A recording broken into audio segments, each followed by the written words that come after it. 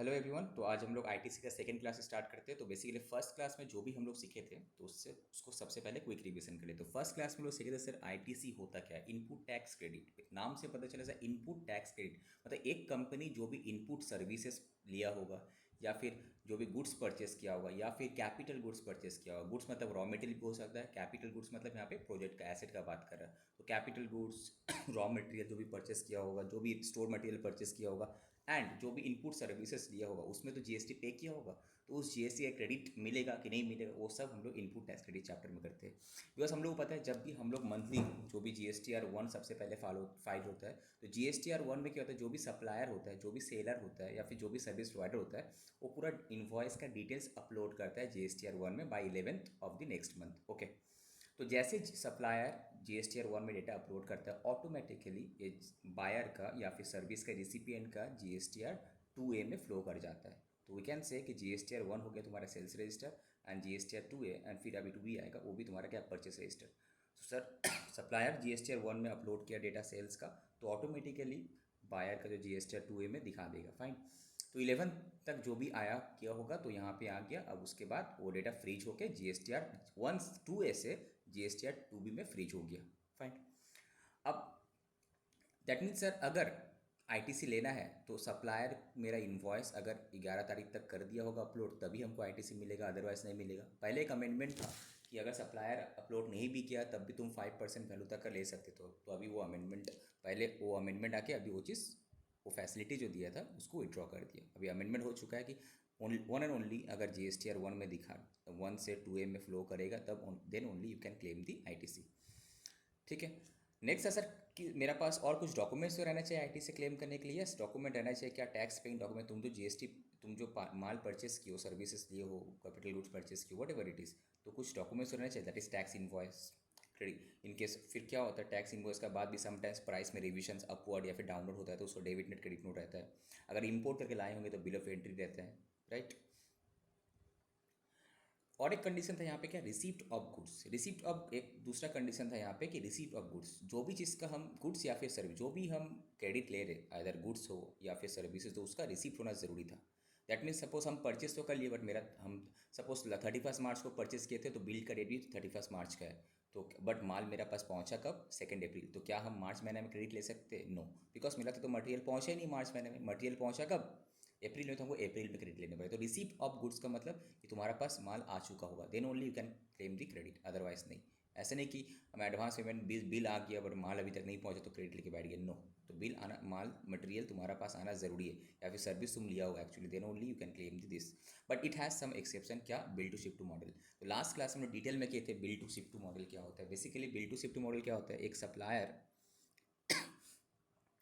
और एक बायर रहता है, एक तुम्हारा थर्ड पार्टी रहेगा। तो बायर जो ओरिजिनल बायर जिसको हम लोग बोलेंगे वो सप्लायर को ऑर्डर देगा कि तुम एक काम करो, तुम मेरा ही कोई ब्रांच है या फिर मेरा ही कोई सेल, मेरा कोई कस्टमर है, उसको डायरेक्टली मटेरियल सप्लाई कर दो। दैट इज़ यहाँ पे सी। तो यहाँ पे BA दैट इज सप्लायर को ऑर्डर देता है कि तुम एक काम करो, मेरा कोई थर्ड पार्टी है। थर्ड पार्टी कैन बी कोई ब्रांच ऑफिस हो सकता है, कोई उसका जो दूसरा कोई ऑफिस हो सकता है anywhere in others area में, ठीक है, या फिर उसका कस्टमर भी हो सकता है। तो नाउ क्वेश्चन इज दैट ए पैसा कौन किससे क्लेम करेगा, ए बी को बोलेगा कि ठीक है हम आप पे तब टैक्स, बिकॉज बी ए को ऑर्डर दिया तो इन्वॉइस ए बी को देगा, ए बी को देगा, ठीक है।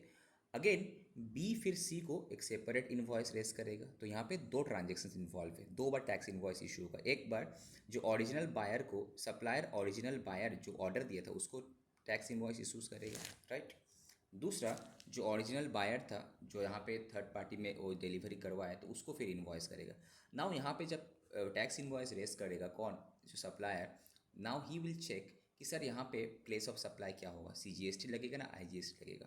तो नॉर्मल जो रूल होता है कि इंट्रा स्टेट है ना इंटर स्टेट है, हम लोग क्या चेक करते हैं, location of the supplier and place of supply. अगर टू डिफरेंट स्टेट है then only IGST, otherwise same state है तो CGST SGST। तो यहाँ पे सर प्लेस ऑफ सप्लाई किसका माना जाएगा, तो प्लेस ऑफ सप्लाई का रूल्स अगर हमको देखा जाए in case of bill to ship to model, तो नॉर्मली क्या होता है, प्लेस ऑफ सप्लाई बोला जाता है कि इन केस ऑफ मटेरियल जहाँ पे मटेरियल पहुँचा, बट यहाँ पे माना कि मटेरियल सी का लोकेशन है पहुँचा, बट यहाँ पे हमको बी का लोकेशन कंसिडर करने पड़ेगा। जब सप्लायर ए जब इन्वॉइस रेस करेगा तो वो बी का लोकेशन चेक करेगा। नाउ अगर बी का लोकेशन ए का लोकेशन दोनों सेम लोकेशन पे है, सेम स्टेट पे है, तो CGST SGST। दोनों अगर डिफरेंट स्टेट पे है तो IGST। अगेन जब बी एंड ए को करेगा तो वहाँ पे नॉर्मल रूल्स, ये दोनों अगर सेम स्टेट में आया तो तुम्हारा CGST SGST, डिफरेंट स्टेट हुआ तो IGST। ओके, इसका डिटेल में हम लोग किए थे लास्ट क्लास में। दूसरा था सर कि हमको क्रेडिट तभी मिलेगा जब तुम्हारा सामने वाला जो सप्लायर है टैक्स पे कर देगा। सप्लायर अगर GST और 1 में दिखाया, दैट मीन्स ऑब्वियसली बात वो टैक्स पे कर देगा, ITC लेकर टैक्स पे किया या फिर ITC से एडजस्ट करेगा, कुछ भी करेगा तो ऑब्वियसली, इसलिए GST और 1 का वहाँ पे कहानी था। थर्ड हम लोग देखे थे क्या सर, पेमेंट ऑफ इनवॉइस। अब सप्लायर तो तुम्हारा हो सकता है कि तुम पेमेंट नहीं किया अभी तक सप्लायर को, बट सप्लायर तुम्हारा जो ट्रांजेक्शन था, जो अमाउंट पे तुम परचेस किए थे उसको ऊपर GST पे कर दिया या फिर ITC से थ्रू से एडजस्ट कर दिए। नाउ इट्स योर रिस्पॉन्सिबिलिटी, तुम भाई सप्लायर को पेमेंट करो, अदरवाइज तो गलत होगा। तो क्या करेगा GST डिपार्टमेंट यहाँ पे चेक करेगा कि जो भी इन्वॉइसेस जिसका तुम क्रेडिट लिए हो, तो ये चेक करना ज़रूरी है कि उसका 180 दिन का अंदर पेमेंट हो गया है कि नहीं हुआ। अगर पेमेंट नहीं हुआ है तो तुम क्रेडिट लेके बैठा है तो 18% करके पर एनम इंटरेस्ट लगा दे। कब से? जिस दिन से तुम क्रेडिट लिया उस दिन से लेकर जब तक तुम सामने वाला जो सप्लायर को पेमेंट नहीं किया तब तक। ओके, तो ये इसका पर्पस यही है कि जितना भी सब कस्टमर लोग जो है, बायर है, जो B2B ट्रांजेक्शन में स्पेशली, वो टाइमली पेमेंट कर दे। डिले करेगा तो फिर उसमें इंटरेस्ट लग जाएगा। ठीक है, सो यहाँ तक लास्ट क्लास में हम लोग किए थे। तो आज हम लोग सेकेंड क्लास में यहाँ से स्टार्ट करते हैं कि सपोज सर क्या हुआ, एक एसेट परचेस किए थे। तो अब एक एसेट जब परचेस किए थे तो एसेट का डेप्रिसिएशन भी हम क्लेम किए। अब डेप्रिसिएशन जब हम क्लेम किए तो वहाँ पे दो चीज़ हमको देखने पड़ेगी कि डेप्रिसिएशन जब क्लेम करें क्या GST को लेकर कर रहे कि या GST का जो पहले का टैक्सेबल वैल्यू है वो कर रहे हैं। ठीक है, सो यहाँ पे जो हमको देखना है बेसिकली कि if the person taking the ITC on capital goods, मतलब समझ में आ गया, जो एसेट परचेस करे that is my capital goods, जो रेवेन्यू नेचर का नहीं होता है या फिर कोई plant and machineries, this all are capital goods, has claim the depreciation on the tax component. मतलब तुम जो पेमेंट किया था, सपोज 1 लाख का एसेट था, उसमें GST था 18,000 रुपया, तो तुम अगर 1,18,000 के ऊपर डेप्रिसिएशन क्लेम कर लिया तो अलग से ITC तुमको नहीं मिलेगा, बिकॉज तुम डेप्रिसिएशन क्लेम कर रहे हो। तो डेप्रिसिएशन में तो तुम्हारा ऑलरेडी बेनिफिट मिल गया इनकम टैक्स में, तो दोबारा अगेन यहाँ पे तुमको बेनिफिट नहीं देगा। तो अगर तुम इस GST का ऊपर डेप्रिसिएशन नहीं लगाएगा तब तुमको ITC देगा, अदरवाइज नहीं देगा। तो ही बोल रहा इफ़ द अगर पर्सन जो ITC ले रहा है अगर वो डेप्रिसिएशन क्लेम कर चुका है टैक्स कॉम्पोनेंट के ऊपर, ठीक है, then under the income tax act, obviously बात है इनकम टैक्स एक्ट में डेप्रिसिएशन कैलकुलेट कर, then the ITC on the said tax component shall not be allowed. याद रहे, इसीलिए देखना जितना भी ट्रांजेक्शन्स होता है तो हम लोग जो ITC क्लेम करते हैं बेसिक, हम लोग ITC हम लोग सर डेप्रिसिएशन जो कैलकुलेशन करते हैं किसका, GST छोड़कर, बेसिक वैल्यू के ऊपर हम लोग डेप्रिसिएशन करते हैं GST छोड़कर। Thus, in respect of the tax paid on such item, the dual benefit cannot be claimed. Obviously बात है इनकम टैक्स में भी तुम बेनिफिट लेगा in the name of depreciation, again GST में मिलेगा, दोनों तो पॉसिबल नहीं है। तो तुम आइदर, तेरे पास दो ऑप्शन है, अगर तुमको उस GST के अमाउंट पे भी डेप्रिसिएशन क्लेम करना है इनकम टैक्स में तो तुम ITC तुमको नहीं मिलेगा GST में। अगर तुमको GST में ITC क्लेम करना है तो GST के अमाउंट के ऊपर तुम डेप्रिसिएशन क्लेम मत करो, कोई भी एक करना पड़े, दोनों ऑप्शन पॉसिबल नहीं है। समझ में आया कि नहीं आया? सपोज 1 लाख का एसेट था, ये तुम्हारा बेसिक वैल्यू जिसको हम लोग बोलते हैं टैक्सेबल वैल्यू, और GST लगा कितना, सपोज 18,000, 18% वाला था, तो 1,18,000। अब तुम्हारा कंपनी कौन सा सिस्टम फॉलो कर रहा है, टू ऑप्शन उसके पास है, तो तुम डेप्रिसिएशन इसके ऊपर भी क्लेम कर सकते हैं या फिर हम इस ओनली टैक्सेबल वैल्यू के ऊपर क्लेम कर सकते हैं। अगर हम टैक्सेबल वैल्यू के ऊपर डेप्रिसिएशन क्लेम करें तो ये ITC मिलेगा हमको, देन ITC मिलेगा। अगर इसमें क्लेम करें तो ITC किसके ऊपर, 18,000 जो टैक्स कॉम्पोनेंट है उसका नहीं मिलेगा। समझ में आया कि नहीं समझ में आया? अंडरस्टैंड?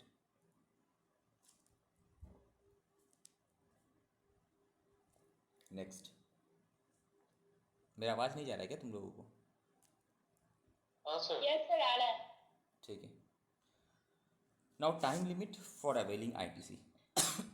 अब सर इतना सारा इन्वॉइसेस परचेस, इनपुट सर्विसेज लिए, कैपिटल गुड्स परचेस की, इसका भी तो एक तो ITC तुमको टाइम ले लेना चाहिए। तो टाइम लिमिट क्या है ITC क्लेम करने का? बोलता है कि 1 साल तक है तुम्हारे पास time. Due date of filing return for the month of September due date of filing return for the month of September of कब सक्सीडिंग फिनेंशियल ईयर, और date of filing annual return whichever is earlier. अभी annual return का date क्या है? 31 दिसंबर ही है, तो 31 दिसंबर ही था, 31 दिसंबर ही रहना चाहिए। अगर अमेंडमेंट आया तो चेक कर लेना। दैट मीन्स तुम्हारे पास टाइम क्या है कि बोल रहा है क्या, सपोज ये ईयर चल रहा था तुम्हारा कौन सा 2022 एंड 23। तो 2022-23 में जो भी ट्रांजेक्शन किया है, सपोज कोई कुछ ट्रांजेक्शन का तुम्हारा आईटीसी तुम नहीं ले पाया, क्यों? रीज़न बहुत सारा हो सकता है। सपोज सप्लायर जो डेटा अपलोड किया और तुम्हारा जीएसटीआर 1 में जो तुम दिखा रहा तो तुम्हारा मिसमैच हो रहा, ठीक है, मतलब मिसमैच, इनवॉइस नंबर गलत या फिर अमाउंट गलत, कुछ भी, ठीक है, मैनुअल एरर्स हुआ है तो मिसमैच हो, तुम आईटी से क्लेम नहीं कर पाया, या फिर सप्लायर मैंने अपलोड करने ही भूल गया, तो तुम क्या करते हो? तुम्हारा पास तो रिकॉर्ड है परचेस का रिकॉर्ड, तो हम परचेस रजिस्टर को चेक करते किसका, ऑब्वियसली तुम क्या करें, क्रॉस चेक क्या रहेगा तुम्हारा, परचेस रजिस्टर को हम क्रॉस चेक करें किसके साथ, वर्सेस जीएसटीआर 2A या 2B के साथ क्रॉस चेक करेंगे, दोनों तो मैच करना चाहिए। इसमें जो भी परचेस लिए थे, जो भी सर्विस लिए होंगे, तो मेरा तो इसके साथ मैच करना चाहिए अल्टीमेटली, ठीक है। तो अगर मिस मैच है तो हम उस सप्लायर को बोलेंगे अरे यार तुम अभी तक मेरा डेटा अपलोड नहीं किया, तो डेटा अपलोड करो। तो ये सब चक्कर में क्या हो पाता है, तो हर मंथ टू मंथ हम ले नहीं पाए थे, तो ऐसा करते हुए सपोज 31 मार्च भी ओवर हो गया, तो तब भी तुम्हारा पास टाइम है कितना, नेक्स्ट साल दैट इज़ 2023-24 का सितंबर महीना का रिटर्न कब फाइल होगा, अक्टूबर का कब 20, आगे नहीं 20 तारीख रिटर्न फाइल होता है जीएसटी 3 या फिर 22-23 का, माने 22-23 का एनुअल रिटर्न कब फाइल होगा, 31 दिसंबर 23, इन दोनों में से व्हिच एवर इज अर्लियर। तो बेसिकली क्या होगा ये, ठीक है, तो 31 सितंबर के रिटर्न फाइलिंग पहले, या फिर एनुअल रिटर्न का भी लास्ट डेट तुम्हारा 31 दिसंबर, उससे पहले भी तुम फाइल कर सकते हैं, तो जो भी है व्हिच एवर इज अर्लियर तुम्हारा है, तो that will be the last date, time limit for claiming ITC. समझ में आया? ITC on invoices Yes, sir. pertaining to a financial year, एक पर्टिकुलर फाइनेंशियल ईयर का इन्वॉइस या, ठीक है, issued in a financial year, that is 22-23 में तुम्हारा इन्वॉइस इशू हुआ था, can be availed any time till the due date of filing return for the month of September of the succeeding मतलब 22-23 का नेक्स्ट ईयर का, और the date of filing the relevant annual return कब का, 22-23 का जो एक्ट GSTR 9 जिसको हम लोग बोलते हैं, ठीक है, तो एनुअल रिटर्न फाइल होता है, तो व्हिच एवर इज अर्लियर। तो बेसिकली सितंबर का ड्यू डेट कब है, हम जब बताए थोड़ी देर पहले 20 अक्टूबर, और एनुअल रिटर्न का 31, वो जो व्हिच एवर इज अर्लियर होगा। सो द अपर लिमिट 20 अक्टूबर ही है of the next financial year, इसका मतलब, और the which ever is earlier, अगर तुम 20 अक्टूबर से पहले एनुअल रिटर्न भी कर दिया तो चलेगा। If the annual return is filed before the month of September, then no change can be made after filing of annual return। एक बार फाइल हो गया, एक बार एनुअल रिटर्न फाइल होगा, उसके बाद कुछ चेंज नहीं होगा, ठीक है। देखो यहाँ पे एक एग्जांपल है, एक मशीनरी डिलीवर किया, दिस मशीन, एक कंपनी डिलीवर किया एक machine to XYZ in the month of January under invoice number this, ये इन्वॉइस नंबर है, इस डेट का था, तो डेट कौन सा है, 2021-22 FY फाइनेंशियल ईयर का, ठीक है, फॉर 4,50,000 में प्लस GST लगा, and undertook the trial runs and calibration of the machine as per the requirement of this, ठीक है। The amount chargeable for the post delivery activities was covered in the debit note में, जो delivery के बाद जो extra billing हुआ है तो डेबिट नोट में कवर किया है, जो रेस किया गया इन द मंथ ऑफ अप्रैल, तो अप्रैल में है तो नेक्स्ट फाइनेंशियल ईयर है, तो FY ये वाला हो जाएगा तुम्हारा 22-23, ठीक है, इतना का। तो XYZ did not file it's annual return till the month of October, October month हो गया, अभी तक एनुअल रिटर्न फाइल नहीं किया, तो बाद में करेगा, तो लास्ट डेट क्या होगा, 20 अक्टूबर ही हो गया, आगे नहीं, 20 अक्टूबर ही लास्ट डेट है, उसके बाद तो कर ही नहीं सकता वो, कुछ बड़ी अर्लियर, अगर पहले करता एनुअल रिटर्न तो 20 अक्टूबर का तो वो डेट होता। So now the time limit to avail the ITC in respect of the said supply, invoice number कौन सा 949 ना, ये डेबिट नोट का 49 का भाई, जो FY 21-22 का बात करें, 20 अक्टूबर होगा ना। डेबिट नोट तो नेक्स्ट फाइनेंशियल ईयर में हुआ है, तो इसका 20 अक्टूबर 2022 होगा, नेक्स्ट ईयर 22-23 का नेक्स्ट ईयर होगा ना।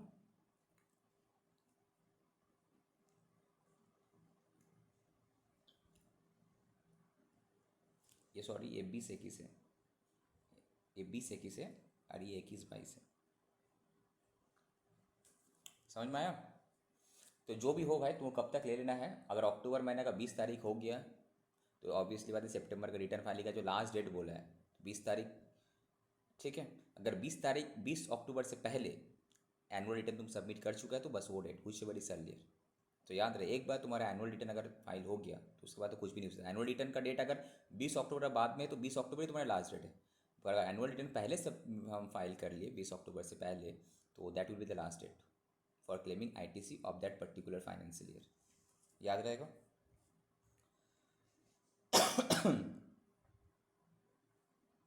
अब भाई very very important, without this knowledge तुम्हारा जीएसटी का नॉलेज इनकम्प्लीट है। ब्लॉक क्रेडिट सेक्शन 17 यहाँ पे बोलता है कि ऐसा भी एक है तुम्हारा ब्लॉक क्रेडिट, एक है तुम्हारा अपोर्शनमेंट ऑफ क्रेडिट। दो कंसेप्ट है यहाँ पे। अपोर्शनमेंट ऑफ क्रेडिट का मतलब ये बोलने मांग रहा है बेसिकली, सपोज बहुत टाइम में क्या होता है, नॉर्मली जीएसटी का कंसेप्ट क्या है पता है? इनपुट आईटीसी का कंसेप्ट देखो सिंपली है, आईटीसी किस चीज़ का मिलेगा? जिसका अगेंस्ट में तुम्हारा एक आउटवर्ड सप्लाई है, राइट? जिसके अगेंस्ट में, अब सपोज तुम जो बेच रहा होगा तुम्हारा आउटवर्ड में कुछ टैक्सेबल सप्लाई भी तुम बेच रहे हैं, कुछ एग्जेम्प्ट सप्लाई भी, तुम जो गुड्स बेच रहे हैं या फिर जो सर्विसेज दे रहा है वो एग्जेम्प्ट सप्लाई में गिर रहे हैं। Zero rated supply basically, zero rated supply में क्या होता है बोलो? Export and ACZ special economic zone वाला, ठीक है। अब आईटीसी किस चीज़ का मिलेगा? स्टार्टिंग में हम लोग फर्स्ट लास्ट क्लास में कहते हैं आईटीसी मिलता है उसी में अगर हम कोई टैक्सेबल सप्लाई के अगेंस्ट में कोई इनपुट लिए हैं तो। आईटीसी बेसिकली इनपुट सर्विसेज या फिर कैपिटल गुड्स परचेस किए, किस लिए? To provide the taxable supply, तो तुमको आईटीसी मिलेगा। To provide the zero rated supply, तब भी तुमको जीरो रेटेड मतलब नील है, एक्सपोर्ट में कोई जीएसटी नहीं है, नील है, तब भी तुमको आईटीसी मिलेगा। बट सर एग्जेम्प्ट सप्लाई के लिए, तो एग्जेम्प्ट सप्लाई का तो मेरा जीएसटी तो नील है ना। तो जब तुम्हारा आउटपुट में कोई टैक्स नहीं है तो इनपुट उसी को बनाने के लिए तुम्हारा कोई रॉ मटेरियल परचेस किया, कोई सर्विसेज लिया, कोई एसेट परचेस किया, तो उसमें जो तुमको जीएसटी पे किया उसका क्रेडिट मिलेगा? मिलना चाहिए? नो। क्रेडिट वर्ड कहाँ से आता है? जब credit is a matching concept, output के अगेंस्ट में इनपुट लिंक होना चाहिए, राइट? तो तुम्हारा अगर टैक्सेबल सप्लाई टैक्सेबल है तो आउटपुट है मेरे पास, जीएसटी लाइबिलिटी बनता है, तो यहाँ पे मेरा जीएसटी का लाइबिलिटी बनता है, ठीक है। तो इसीलिए हम मेरा उसी से रिलेटेड जो इनपुट्स रॉ मटेरियल परचेस किए होंगे, जो सर्विसेज लिए होंगे, जो कैपिटल गुड्स लिए होंगे, तो उसका आईटीसी मिलेगा हमको। बट अगर एक कोई सप्लाई जो एग्जेम्प्ट है, दैट इज जीएसटी नील है, जीएसटी का कोई लाइबिलिटी नहीं है, तो अब इसको बनाने के लिए या ये सर्विस देने के लिए तुम बहुत सारा input services inputs raw material capital goods purchase किया होगा, तो इसमें जो जीएसटी पे किया होगा उसका क्रेडिट तुमको नहीं मिलेगा। बट सर अगर हम जीरो रेटेड सप्लाई, तो वो भी तो जीएसटी नहीं ले, but it has exception, in case of zero rated supply तो तुमको मिलेगा, ठीक है। तो दैट मीन्स अगर तुम्हारा कंपनी में तुम आइडेंटिफाई कर पा रहे हैं कि जो भी तुम इनपुट्स या फिर inputs of raw material, inputs of services या फिर कैपिटल गुड्स परचेस किए हो, इसमें से किसके अगेंस्ट में कितना, इसमें से टैक्सेबल सप्लाई से क्या कितना लिंक है, जीरो रेटेड से एग्जेम से कितना, तो अलग अलग कर पा रहा, तो ठीक है। सिर्फ तुम्हारा एग्जेम सप्लाई में जो तुम यूज़ किया उसी का आईटीसी नहीं मिलेगा, ठीक है, बाकी इसका मिल जाएगा अगेंस्ट में। बट अगर हम आइडेंटिफाई नहीं कर पा रहे तो प्रोपोर्शनेट हमको करने पड़ेगा, तो वो सब चीज़ का यहाँ पे बात कर रहे हैं। ये तो है अपोर्शनमेंट ऑफ क्रेडिट। और दूसरा ब्लॉक क्रेडिट मतलब डायरेक्टली बता देता है ये ट्रांजेक्शन्स है, इसमें तुम क्रेडिट आईटीसी नहीं मिलेगा, चाहे वो टैक्सेबल सप्लाई का हो, एग्जेम सप्लाई के लिए हो या फिर ये हो, ठीक है। तो फर्स्ट पार्ट जो हम लोग करते हैं अपोर्शनमेंट ऑफ क्रेडिट्स का बात करें। सेक्शन से क्या क्या है? सेक्शन 17 सब सेक्शन 1 2 3 4, ये 4 सेक्शन। 5 तो डायरेक्टली ब्लॉक क्रेडिट है। 5 क्या है? डायरेक्टली ब्लॉक क्रेडिट का बात कर रहे हैं। डायरेक्टली ये तुमको क्रेडिट बोल ही दिया कि आउटवर्ड जीएसटी लायबिलिटी हो नहीं, उससे फ़र्क नहीं पड़ता, तुमको इसका ऊपर क्रेडिट नहीं मिलेगा, ठीक है। नाउ डिटेल हम लोग डायरेक्टली एनालिसिस में हम आ जाते हैं। Section 17(1) to section 17 for bank के लिए, ठीक है। तो 1 क्या बोला, जो हम कहानी बता वही चीज़ यहाँ पे लिखा होगा, देखो। The fundamental principle of credit scheme under value added tax is that the tax paid on input services या फिर capital goods can be availed as credit only when the output is taxable, right. Basic फंडा ही है कि tax paid जो तुम किया कब, इनपुट्स में, इनपुट सर्विसेज में, कैपिटल इनपुट मतलब रॉ मटेरियल का बात कर रहे हैं, स्टोर्स मटेरियल का बात कर रहा है, it can be availed as a credit only when the output is taxable, right. Thus when tax is not payable on output the credit can not be availed. अगर मेरा आउटपुट पे tax payable नहीं है, ऐसा बहुत सारा supply है जिसमें मेरा टैक्स पेबल नहीं है, लाइक एग्जेम्पशन वाला जो चैप्टर हम लोग किए थे, बहुत सारा सप्लाई पे या फिर सप्लाई ऑफ सर्विसेज पे जीएसटी नहीं था, तो उस केस में तुम अगर यूज़ कर रहा होगा कोई सर्विसेज, इनपुट कैपिटल गुड्स का ये, तो तुमको आईटीसी क्रेडिट नहीं मिलेगा। So accordingly ITC under GST can be availed and utilized, avail करने को यूटिलाइज करने बोलते हैं, for payment of tax on output supply. ITC can not be avail when tax is not payable on output tax supply, like exempt supply की बात करें। But इसका exception क्या है बोलो, जीरो रेटेड सप्लाई एक्सपोर्ट। तो बोले सर एक्सपोर्ट जो जीरो रेटेड सप्लाई होता है उसमें भी तो आपका आउटपुट पे टैक्स नहीं है, तो इसीलिए तो इसका एक्सेप्शन है, ठीक है। यहाँ पे ITC is available even though output supply पे कोई टैक्स पेबल नहीं है। तो अगर हम ओनली एक्सपोर्टर है तो मेरा तो आउटपुट, मेरा जीएसटी तो एकदम लाइबिलिटी पेबल नहीं है आउटपुट सप्लाई पे, तो जो भी मेरा आईटीसी है सब मिलेगा हमको इनपुट्स पे, इनपुट सर्विस से, कैपिटल गुड्स से, सब्जेक्ट टू 17(5). जो ब्लॉक क्रेडिट तो है वो तो सबके लिए एप्लीकेबल है, ओके। फर्स्ट पार्ट यहाँ तक तो क्लियर हुआ। फर्स्ट पार्ट सिंपली क्या बोल रहा है कि अगर आउटपुट मेरा टैक्सेबल है, आउटपुट सप्लाई पे जीएसटी है, तभी तुमको इनपुट आईटीसी मिलेगा, अदरवाइज नहीं मिलेगा। But it has some exceptions, right. क्या, जीरो रेट सप्लाई, याद रहेगा। दूसरा कि सर अगर हम कॉमन दे रहे तो हम क्या करें, हम एक ऐसा टैक्सेबल पर्सन है जो हम टैक्सेबल सप्लाई भी है, एग्जेम सप्लाई भी है, तो हम कुछ सप्लाई ऐसा करते हैं जिसमें जीएसटी लगता है, एंड कुछ सप्लाई ऐसा करते हैं जिसमें जीएसटी एग्जेम्प्ट है, मतलब हम जीएसटी कस्टमर से चार्ज नहीं करते, कुछ गुड्स में जीएसटी कस्टमर से चार्ज करते हैं। तो now he is entitled to full credit of ITC. किसका, अगर आइडेंटिफाई कर पा रहा है कि कौन सा जो इनपुट सर्विसेज, कैपिटल गुड अगर हम एक्सक्लूसिवली मैंने one and only taxable supply के लिए हम यूज़ किए थे तो आईटीसी मिलेगा। एंड अगर हम आइडेंटिफाई कर पा रहे कि कौन सा input service and capital goods exclusively exempt supply के लिए यूज़ किए थे तो उसका आईटीसी नहीं मिलेगा। तो if you are able to identify कि कौन जो भी तुम्हारा इनपुट सर्विस कैपिटल गुड्स था वो कितना तुम टैक्सेबल के लिए और कितना तुम एग्जाम के लिए, तो आइडेंटिफाई कर पा रहा तो टैक्सेबल वाला के लिए जो लिया उसका आईटीसी मिलेगा, एग्जाम वाला के लिए नहीं मिलेगा, राइट। बट सर अगर हम कॉमन लिए होंगे तो नॉर्मली बिग ऑर्गेनाइजेशन में बहुत डिफिकल्ट हो जाता है आइडेंटिफाई करना। तो मेरा अगर कॉमन है तो हम आइडेंटिफाई नहीं कर पा रहे, कॉमन इनपुट्स है, common input services and capital goods है जो कि टैक्सेबल में भी, टैक्सेबल सप्लाई में भी यूज़ किए एंड एग्जाम सप्लाई में भी यूज़ किए। In that case only proportionate ITC, ठीक है, is attributable to the taxable supply is available, जो कि ना तुम लोगों का सीए फाइनल में है, इवन इंटर में भी थोड़ा बहुत है प्रोपोर्शनेट वाला का। The common ITC is apportioned in the ratio of value of taxable supply and exempt supply का रेशियो में अपोर्शनमेंट हो जाएगा, ठीक है। इलेबोरेट प्रोविजन जो है तुम्हारा फाइनल लेवल पे सब में है, फाइनल लेवल पे है, ओके। तो अभी तक इसमें क्या समझ में आया बताओ आशीष। रूल 42-43। अरे अभी तक इसमें क्या आईटीसी, हाँ, सेक्शन 17(1) एंड 72 में क्या समझ में आया। रूल 42-43 तो फाइनल लेवल है, तुम आगे पढ़ेगा यार। Yes sir. बोलो क्या समझ में आया इसमें। तो इसमें यही हम लोग को बताया कि अगर कोई भी जैसे बड़ा ऑर्गेनाइजेशन कोई है तो सपोज उसका इनपुट टैक्स क्रेडिट करने के लिए कंफ्यूजन हो जाता है कि किसके ऊपर करें कि किसके ऊपर नहीं, क्योंकि बहुत सारा मिक्स हो जाता है।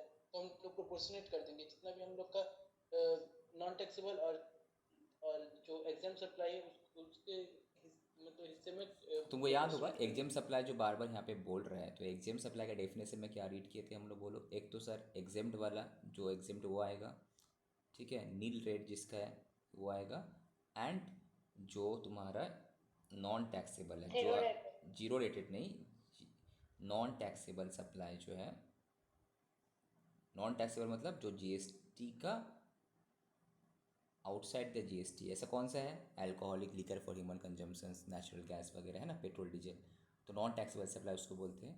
तो एग्जाम सप्लाई ये तीनों का बात कर रहे हैं, ठीक है। जीरो रेटेड तो तुम्हारा उसमें तो मिलेगा ही। चलो नेक्स्ट।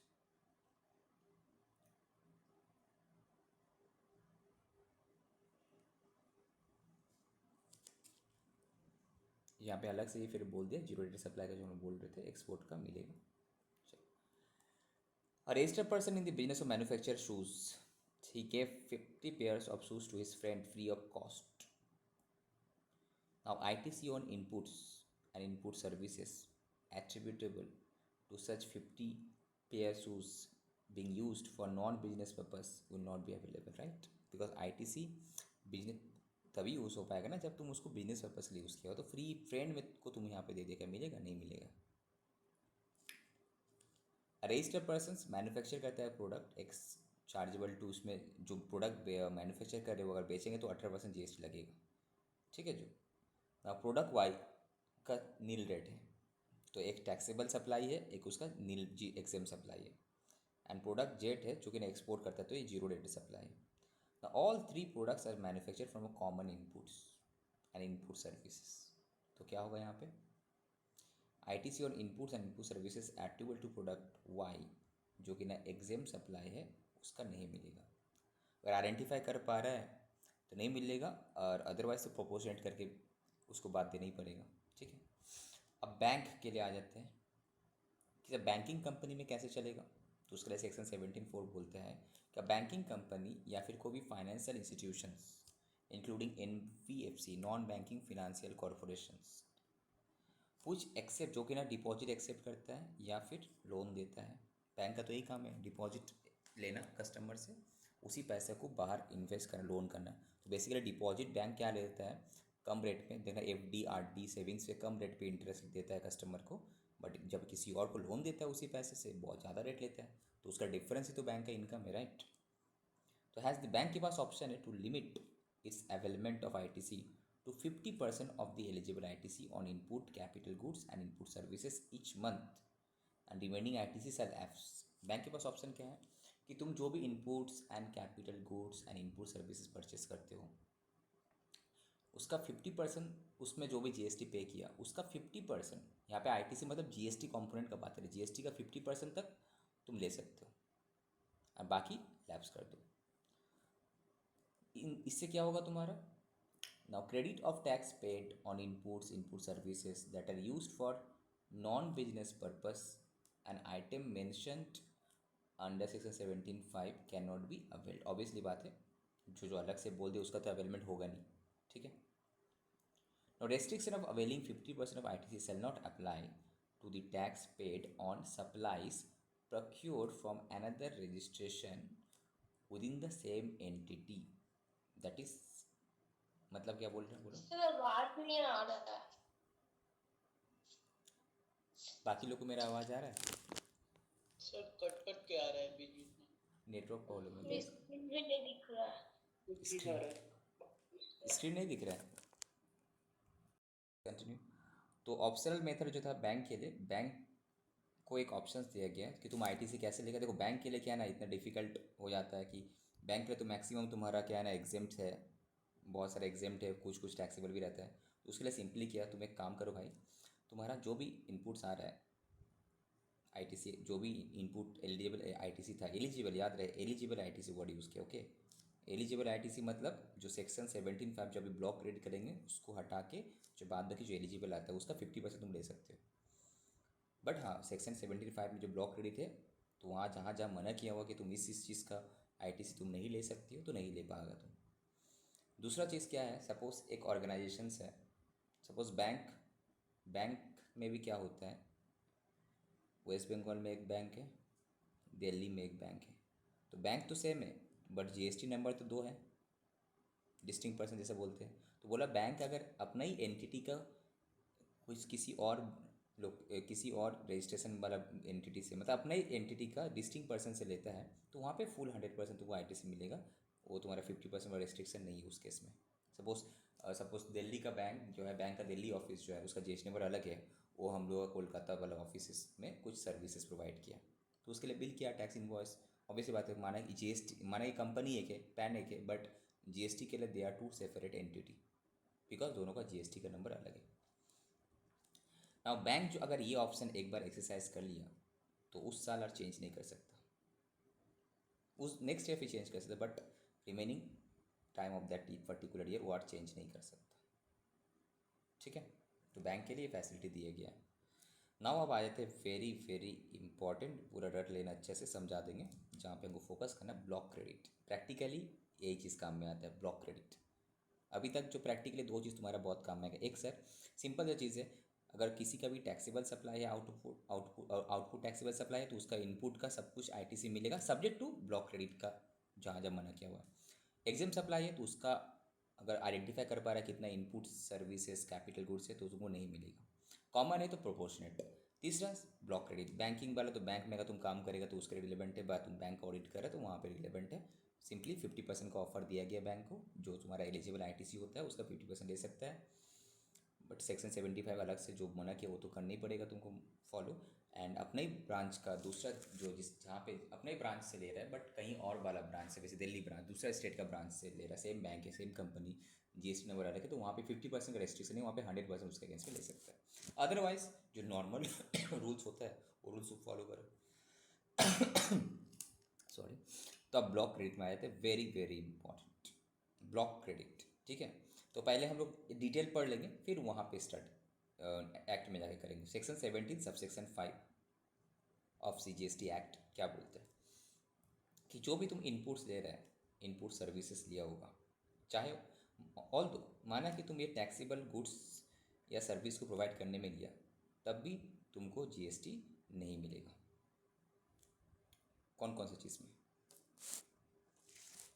बोला नॉर्मली क्या होता है, नॉर्मली हम लोग देखें कि सर अगर मेरा आउटपुट सप्लाई टैक्सेबल है तो जीएसटी मिल जाना चाहिए, but section 75 has given some list of item, क्या, जिसमें इवन दो तुम्हारा आउटपुट टैक्सेबल है तब भी तुमको उसमें नहीं मिलेगा, इवन दो तुम इसको बिजनेस पर्पज के लिए परचेज किया तो भी, जिसको हम लोग बोलते हैं नेगेटिव लिस्ट। इसको हम लोग बेसिकली बोलते हैं सेक्शन 75 मतलब नेगेटिव लिस्ट ऑफ आईटीसी।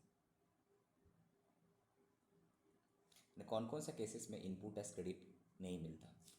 ठीक है, मेनली आइटम्स इसमें क्या क्या आता है, देखो पर्सनल कंजम्पशन का, सपोज पर्सनली कंज्यूम करने के लिए तुम आइटम परचेस किया होगा, या फिर कोई ऐसा इनपुट्स या फिर कोई ऐसा इनपुट सर्विस तुम लिया होगा जिसका वजह से एक इमूवेबल प्रॉपर्टी का क्रिएशन हुआ, basically land building construction, except plant and machinery. Plant and machinery में तुमको अलाउ करेगा जीएसटी का क्रेडिट, बट अगर कोई ऐसा तुम इनपुट्स लिया, ऐसा कोई इनपुट सर्विसेज लिया जिसको तुम एक इमूवेबल प्रॉपर्टी को क्रिएट करने में, बनाने में, suppose land and building construction करने में हम जो भी खर्चे किए उसका जीएसटी जो अगर हम पे किए होंगे इनपुट सर्विस में, कैपिटल गुड्स में, तो उसका क्रेडिट नहीं मिलेगा।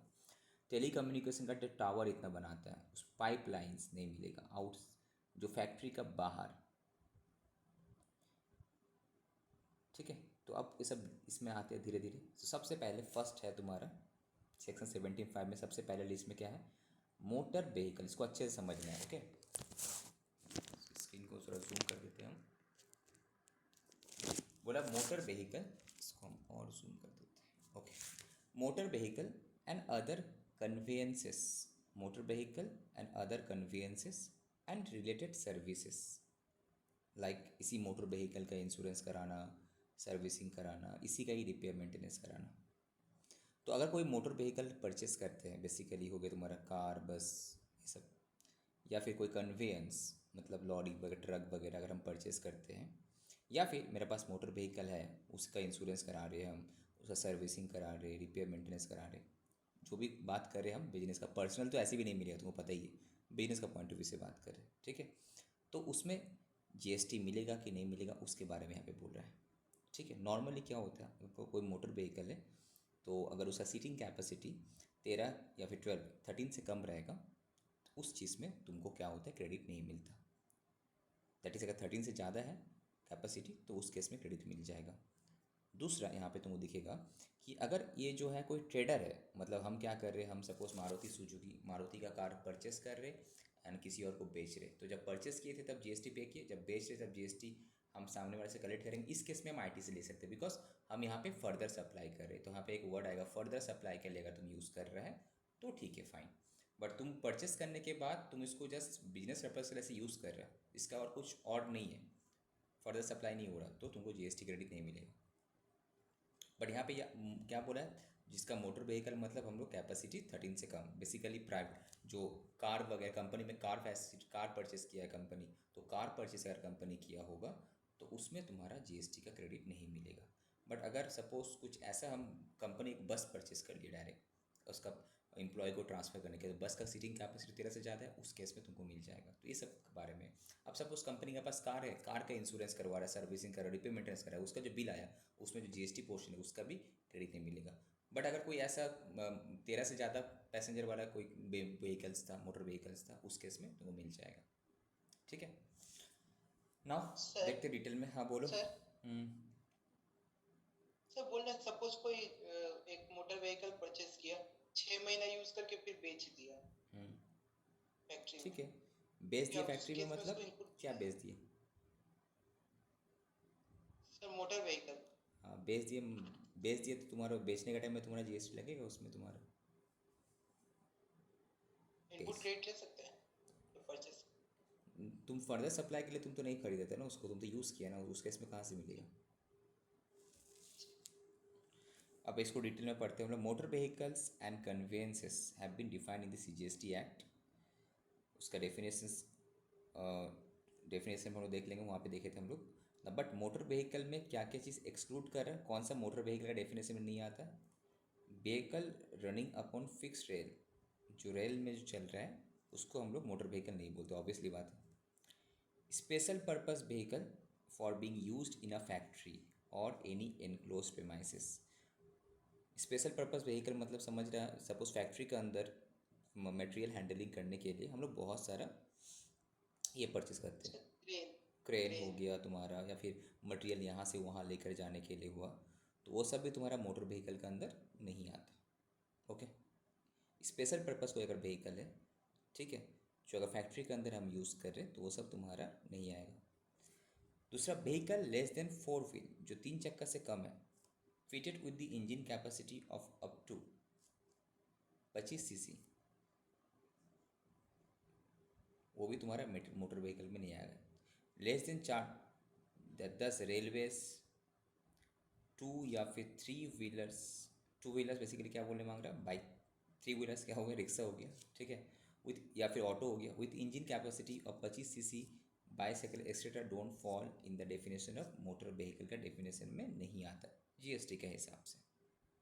ठीक है, तो कौन कौन से यहाँ पे मोटर व्हीकल तो हम लोग बोल रहे हैं, तो कौन कौन सा नहीं आएगा सर? जो रेल में चलता है, ट्रम वगैरह ये सब नहीं आएगा, रेल लोको ये सब नहीं आएगा तुम्हारा। और फैक्ट्री के अंदर कोई स्पेशल पर्पस व्हीकल हम लोग यूज़ कर रहे हैं वो नहीं आएगा। एंड ऑब्वियसली बात है, बाईसाइकिल, 2 व्हीलर वगैरह ये सब नहीं आएगा।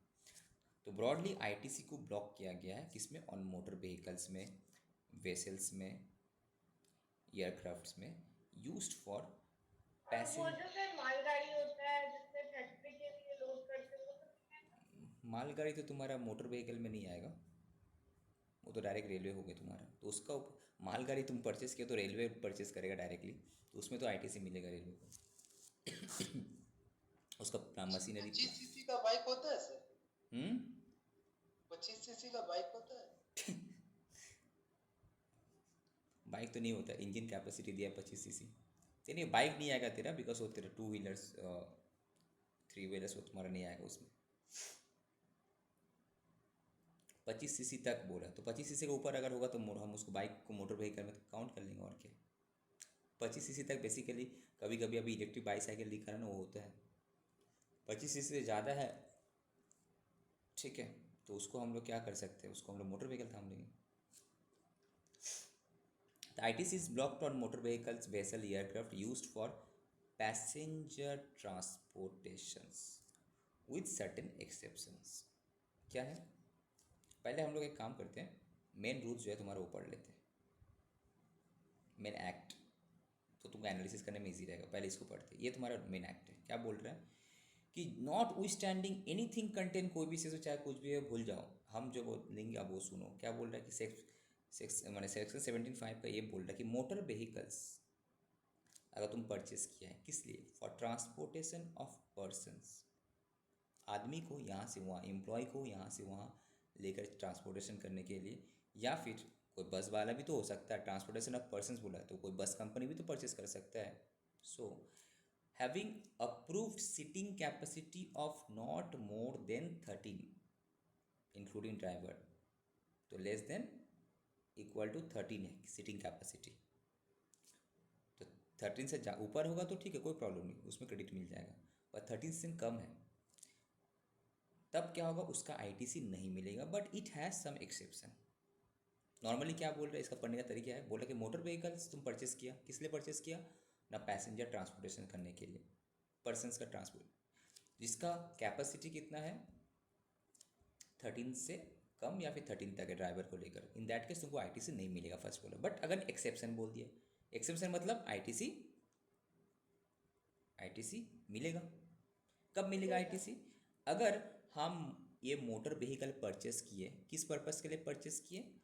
Further supply of such motor, that is हम कौन है यहाँ पे? ट्रेडर। हम कौन है यहाँ पे? मैन्युफैक्चरर। मैन्युफैक्चरर नहीं, डायरेक्ट ट्रेडर ही हो गया ना ये। हम परचेस किए, सेल करें तो आई एम अ ट्रेडर। हम डिस्ट्रीब्यूटर है, डीलर है। हम मोटर व्हीकल परचेस किए, कार वगैरह परचेस करते हैं एंड सेल करते हैं, तो आई एम अ डिस्ट्रीब्यूटर है, मेरे डिस्ट्रीब्यूटरशिप है, डीलरशिप है, जो भी है। तो इस केस में सामने वाले को मिल जाएगा, राइट? अंडरस्टैंड? तो कब मिलेगा? अगर फर्दर सप्लाई करे, वो परचेस करेगा, सप्लाई करने के लिए परचेस कर रहा है तो उसको क्रेडिट मिल जाएगा। सप्लाई जब करेगा तो जीएसटी लायबिलिटी होगा, और जब परचेस किया तो जीएसटी पे किया था, तो दोनों का क्रेडिट, इसका क्रेडिट यूटिलाइज कर सकता है। दूसरा, ट्रांसपोर्टेशन ऑफ पैसेंजर। हम किस लिए मोटर व्हीकल हम परचेस किए? पैसेंजर का ट्रांसपोर्टेशन करने के लिए। दैट मीन्स क्या? अगर सपोज हम ओला है, उबर है, या फिर कोई टैक्सी कंपनी है, ठीक है, या फिर सपोज हम कार ही भाड़ा पे चलाते हैं, कार हम रेंट पे गिफ्ट देते हैं, मतलब पैसा लेते हैं बेसिकली। ये लोग अगर बिजनेस कर रहे हैं कि अगर कोई मोटर व्हीकल पे परचेस किया, उसमें जो जीएसटी लगा तो उसे क्रेडिट तो मिलना चाहिए तब, बिकॉज ये तो पैसेंजर ट्रांसपोर्टेशन कर रहा है ये, राइट? बस में तो ऐसे भी मिलेगा, बस में तो ऐसे भी मिलेगा, बस में तो आईटीसी मिलेगा भाई। बस में तो सीटिंग कैपेसिटी कितना है? 13 से ज़्यादा है, तो बस में तो मिलेगा। तो जो 13 से कम वाला सीटिंग कैपेसिटी वाला मोटर व्हीकल, उसके में मिलेगा कहाँ पे? अगर हम उसको फर्दर सप्लाई के लिए परचेस किए हैं या फिर पैसेंजर ट्रांसपोर्टेशन के लिए किए होंगे तो मिलेगा। ठीक है, मेरा काम ही क्या है? मेरा बिजनेस ही है कि हम टैक्सी वगैरह, ओला उबर वगैरह 10-12 ऑटो उठा के रखे, ड्राइवर लोग से चलवाते हैं, तो मेरा काम ही ये है। तो अगर हम परचेस किए हैं तो उसका तो क्रेडिट मिलना चाहिए। दूसरा, मेरा एक मोटर ट्रेनिंग स्कूल है, तो मोटर ट्रेनिंग स्कूल में ट्रेनिंग देने के लिए हमको तो कार चाहिए होता है, तो हम ट्रेनिंग देने के लिए ड्राइविंग का ऊपर हम मोटर कार परचेस किए, तो यही मेरा बिजनेस है। तो क्या तब भी हमको मिलेगा, राइट? तो कौन सा 3 सिचुएशन में मोटर व्हीकल का आईटीसी मिलेगा बोलो? First situation sir, further supply के लिए अगर लिए होंगे तो that is I am a trader. अगर हम पैसेंजर ट्रांसपोर्टेशन करने के लिए मोटर व्हीकल परचेस किए हैं, ठीक है, पैसेंजर ट्रांसपोर्टेशन मतलब तुमको समझ में आ गया। सपोज मेरा पास 10 कार है, 10 टैक्सी, उसको हम भाड़ा पे चलाते हैं, तो भाड़ा चलाते मतलब पैसेंजर को लेकर जाते आते हैं, राइट? इस केस में मिलेगा। अगर हम ट्रेनिंग देने के लिए ड्राइविंग के ऊपर लिए हैं तो भी मिलेगा। इसको छोड़ के बाद तक कोई भी सिचुएशन में होगा तो नहीं मिलेगा। दैट मीन्स फॉर एग्जांपल तुम्हारा कंपनी में जीएम लोग को अप एंड डाउन करने के लिए 10-12 ठो कार परचेस किया है, या फिर एम्प्लॉय लोग का अप एंड डाउन के लिए 10-12 ठो कार परचेस हुआ, या फिर जितना भी जीएम है, जो भी डायरेक्टर है, उसको कंपनी का रूल्स है कि कार देने पड़ते हैं, तो कार परचेस किया है, तो क्या इस केस में मिलेगा कंपनी को? नो, बिकॉज ना ही ये फर्दर सप्लाई है, ना ही ये ट्रांसपोर्टेशन ऑफ पैसेंजर, पैसेंजर अलग होता है and एम्प्लॉई अलग होता है, राइट। Transportation of passengers. तीसरा तुम्हारा क्या है, imparting training on driving of such motor vehicles, training अगर दे रहे होंगे तो, अदरवाइज तो नहीं मिलेगा, ठीक है। इसी का नेक्स्ट क्या है, तुम क्या क्या मोटर ए था, ए 17(5) A section 17(5) A section 17(5) double A क्या बोला, वेसल्स एयरक्राफ्ट। वेसल्स मतलब समझ में आ गया, बड़ा बड़ा शिप्स, जहाज, वेसल्स, एयरक्राफ्ट, एरोप्लेन वगैरह, ठीक है, परचेस कर रहे हैं। तो उस केस में भी जो भी वेसल्स एंड एयरक्राफ्ट परचेस करता है उसको परचेस का टाइम में तो जीएसटी लगा होगा, तो उसका क्रेडिट नहीं मिलेगा, बट कब मिलेगा, बट मिलेगा। एक्सेप्शन क्या है, if they are used for making the following taxable supplies, क्या फर्दर सप्लाई, जैसे वहाँ पे था, दैट इज़ हम क्या किया, किसी और से वेसल्स या फिर एयरक्राफ्ट परचेस किया, हम सेल कर रहे, तो ट्रेडर है तो मिल जाएगा। हम एयरप्लेन या वेसल्स किस लिए कर रहे हैं ना, ट्रांसपोर्टेशन ऑफ पैसेंजर्स, जैसे कि तुम्हारा हावड़ा गया होगा या कोई भी इसमें रिवर का साइड में यहाँ से वहाँ जाने के लिए एक गादा फेरी रहता है, तो वेसल्स वगैरह परचेस किया, जीएसटी लगा हुआ, तो उसमें ट्रांसपोर्ट पैसेंजर ट्रांसपोर्टेशन करे तो आईटीसी मिलेगा। तो इस केस में आईटीसी अवेलेबल है, ट्रेनिंग के लिए है, ठीक है, तो इस केस में तुमको मिल जाएगा। या फिर हम वेसल्स या एयरक्राफ्ट था किस लिए, for transportation of goods, transportation of goods के लिए है, तो भी मिल जाएगा आईटीसी तुमको, right. Further supply, transportation of passenger, training, transportation of goods के लिए, तो तुमको आईटीसी मिल जाएगा। कौन सा केस में ये था, वेसल्स एंड एयरक्राफ्ट। नॉर्मली नहीं मिलता, बट कब मिलेगा, अगर हम फर्दर सप्लाई ये सब करें तो। दैट अब सोचो, अब मेरा कंपनी खुद एक जहाज़ परचेस कर लिया, मेरा कंपनी खुद एक एरोप्लेन परचेस कर लिया, तो क्या इसमें हमको क्रेडिट मिलेगा, no.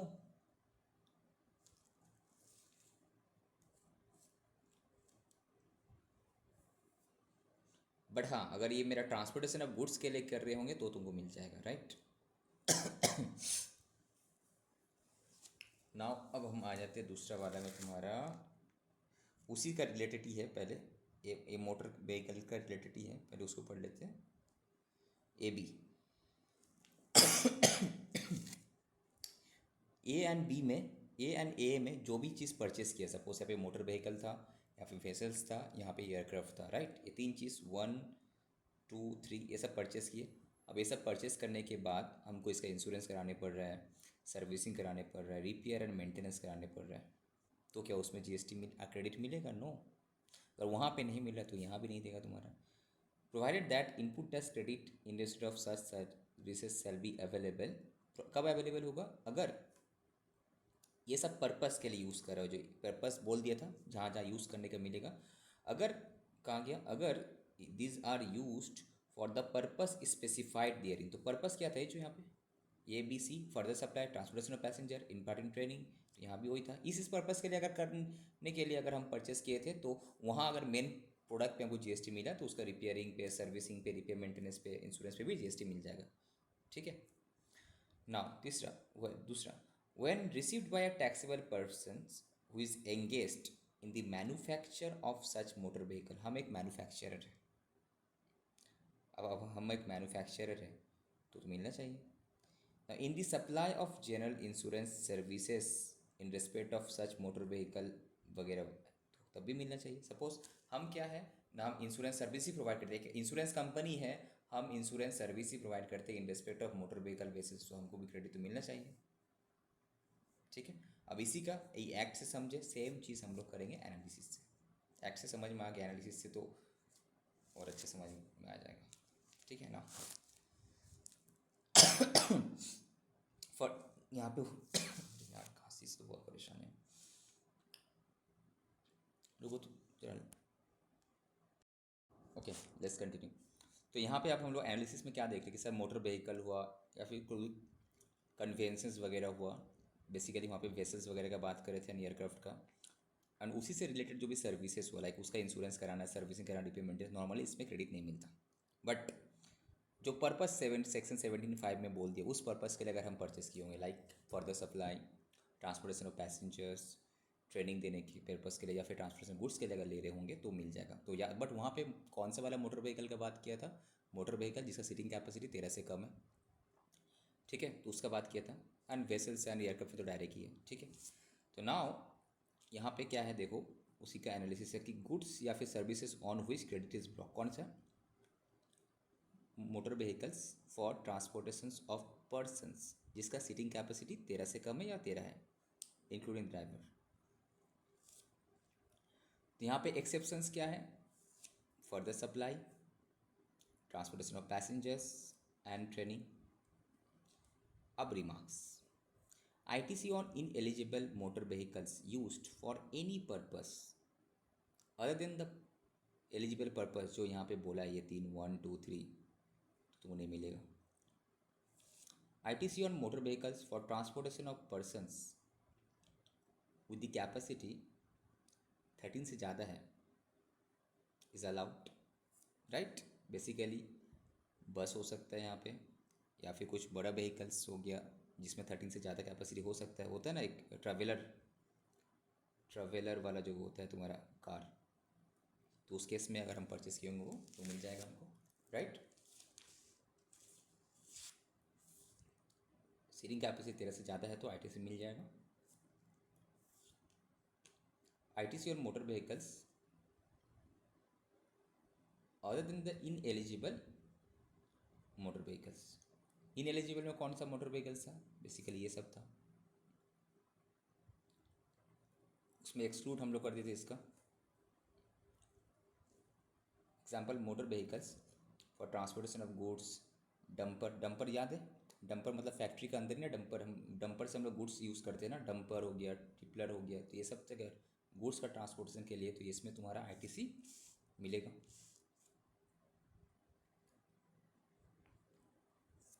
ITC is allowed.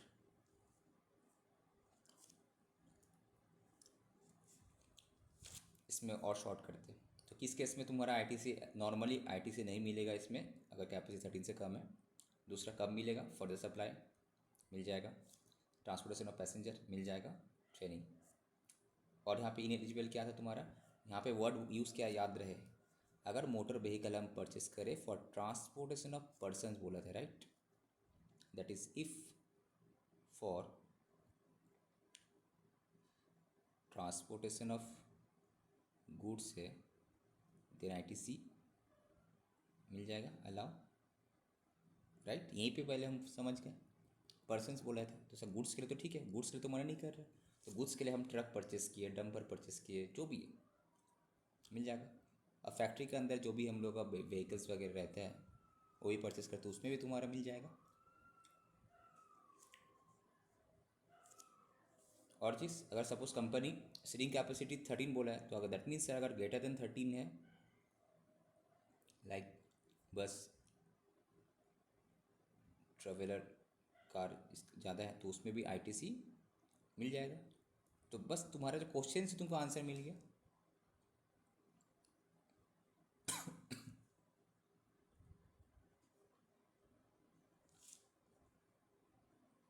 Next क्या है? Vessels and aircraft. इसमें क्या बोला था? फर्दर सप्लाई में मिलेगा, ट्रांसपोर्टेशन ऑफ पैसेंजर में मिलेगा, ट्रेनिंग अगर हम दे रहे होंगे तो भी मिलेगा, एंड ट्रांसपोर्टेशन ऑफ गुड्स होगा तो भी मिल जाएगा, ठीक है।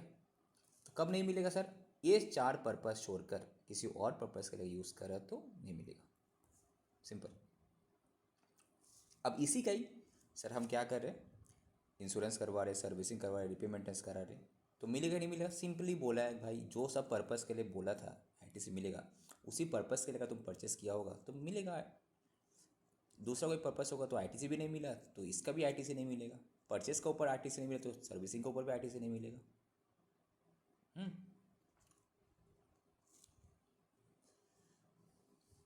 और ये जो भी है तुम्हारा, इसका बोला था दैट इज बस वाला होगा तो मिलेगा भाई, 13 से ज़्यादा वाला में मिलेगा, ये भी मिलेगा, ठीक है। इसको लेकर कोई डाउट है तो पूछो। इसका एग्जांपल दिए देखो यहाँ पे।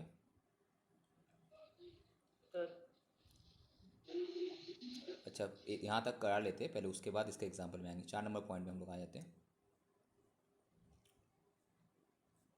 वो टेबल से अच्छा तो हमको लग रहा है एक्ट में अच्छा लिखा हुआ है कि नहीं? और क्लियर, एक्ट से ज़्यादा क्लियर हो रहा। अभी वाला बी में आया था। अच्छा रेंटिंग वाला भी इसमें था ना? अच्छा रेंटिंग वाला भी था, कहाँ गया रेंटिंग वाला? इसमें कहीं पे देखो रेंटिंग वाला था, रेंटिंग वाला भी।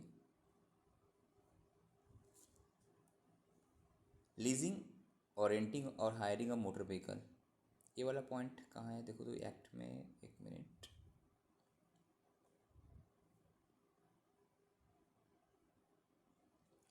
लीजिंग और रेंटिंग वाला पॉइंट कहाँ गया?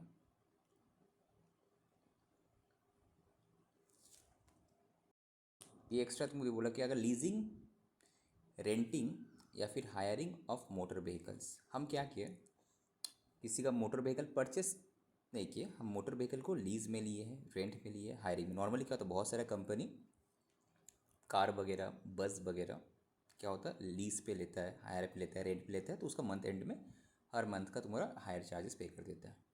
मोटर व्हीकल हो, वेसल्स हो, एयरक्राफ्ट हो, on which ITC is not allowed, ठीक है, जिसमें ITC अलाउड नहीं था।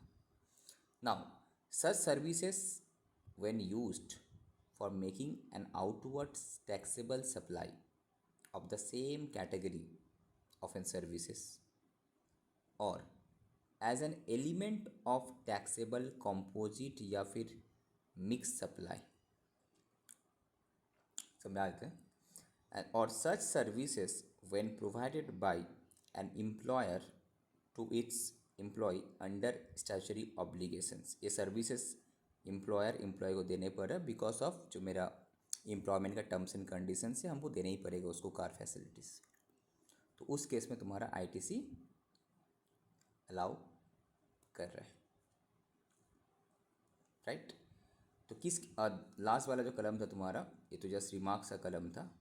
रिमार्क्स क्या दिया, ITC ऑन लीजिंग, रेंटिंग और hiring of motor vehicles, vessels, aircraft on which ITC is allowed is also allowed. कोई ऐसा मोटर व्हीकल्स, वेसल्स, एयरक्राफ्ट है जिसमें अगर हम जिसको परचेस करते तो ITC मिलता, ठीक है, तो उसी चीज़ को अगर हम लीज पे लिए हैं, रेंट पे लिए हैं, हायर किए, तो उसमें भी ITC मिलेगा। बेसिकली अगर हम बस परचेस करते तो बस पे हमको ITC मिलता बिकॉज सीटिंग कैपेसिटी 13 से ज़्यादा था, राइट। अगर हम dumper, truck, that is transportation of goods के लिए कोई अगर ये मोटर व्हीकल परचेस करते, राइट, तो उसमें मिलता है हमको ITC। तो उसी चीज़ को अगर हम हायर पे लिए, हायर पे हम ट्रक लिए, डंपर लिए, जैसे बेसिकली क्या होता है, जितना भी ट्रांसपोर्टर होता है तो उससे हम क्या करते हैं, उसको जो हम पेमेंट करते हैं ट्रांसपोर्टेशन चार्जेस जिसको हम बोलते हो, क्या होता है, हायर चार्जेस ही तो होता है, राइट। तो उसका भी हमको तब GST क्रेडिट मिलना चाहिए। लीजिंग, रेंटिंग, हायर चार्जेस, अगर हम परचेस पे अगर उसको परचेस करते अगर ITC मिलता तो उसका लीजिंग, रेंटिंग, हायरिंग भी ITC मिलेगा सिंपली। दैट मीन्स सर कुछ अगर ऐसा होता, सपोज कोई हम कार परचेस करते जो इसका सीटिंग कैपेसिटी 12 से 13 से कम था, तो उसका तो ITC मिलता नहीं। तो उसी कार को अगर हम हायर चार्जेस पे लेते तो क्या उसका ITC मिलेगा? आंसर दो,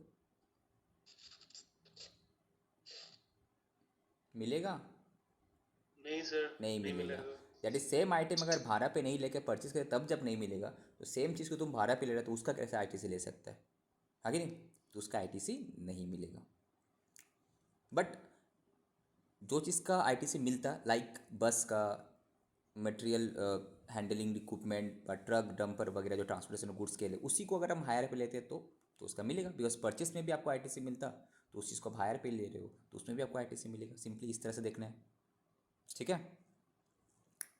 next, ITC on such services is allowed in the case of subcontracting, that is when such services are used by the taxpayer who is in the same line of business।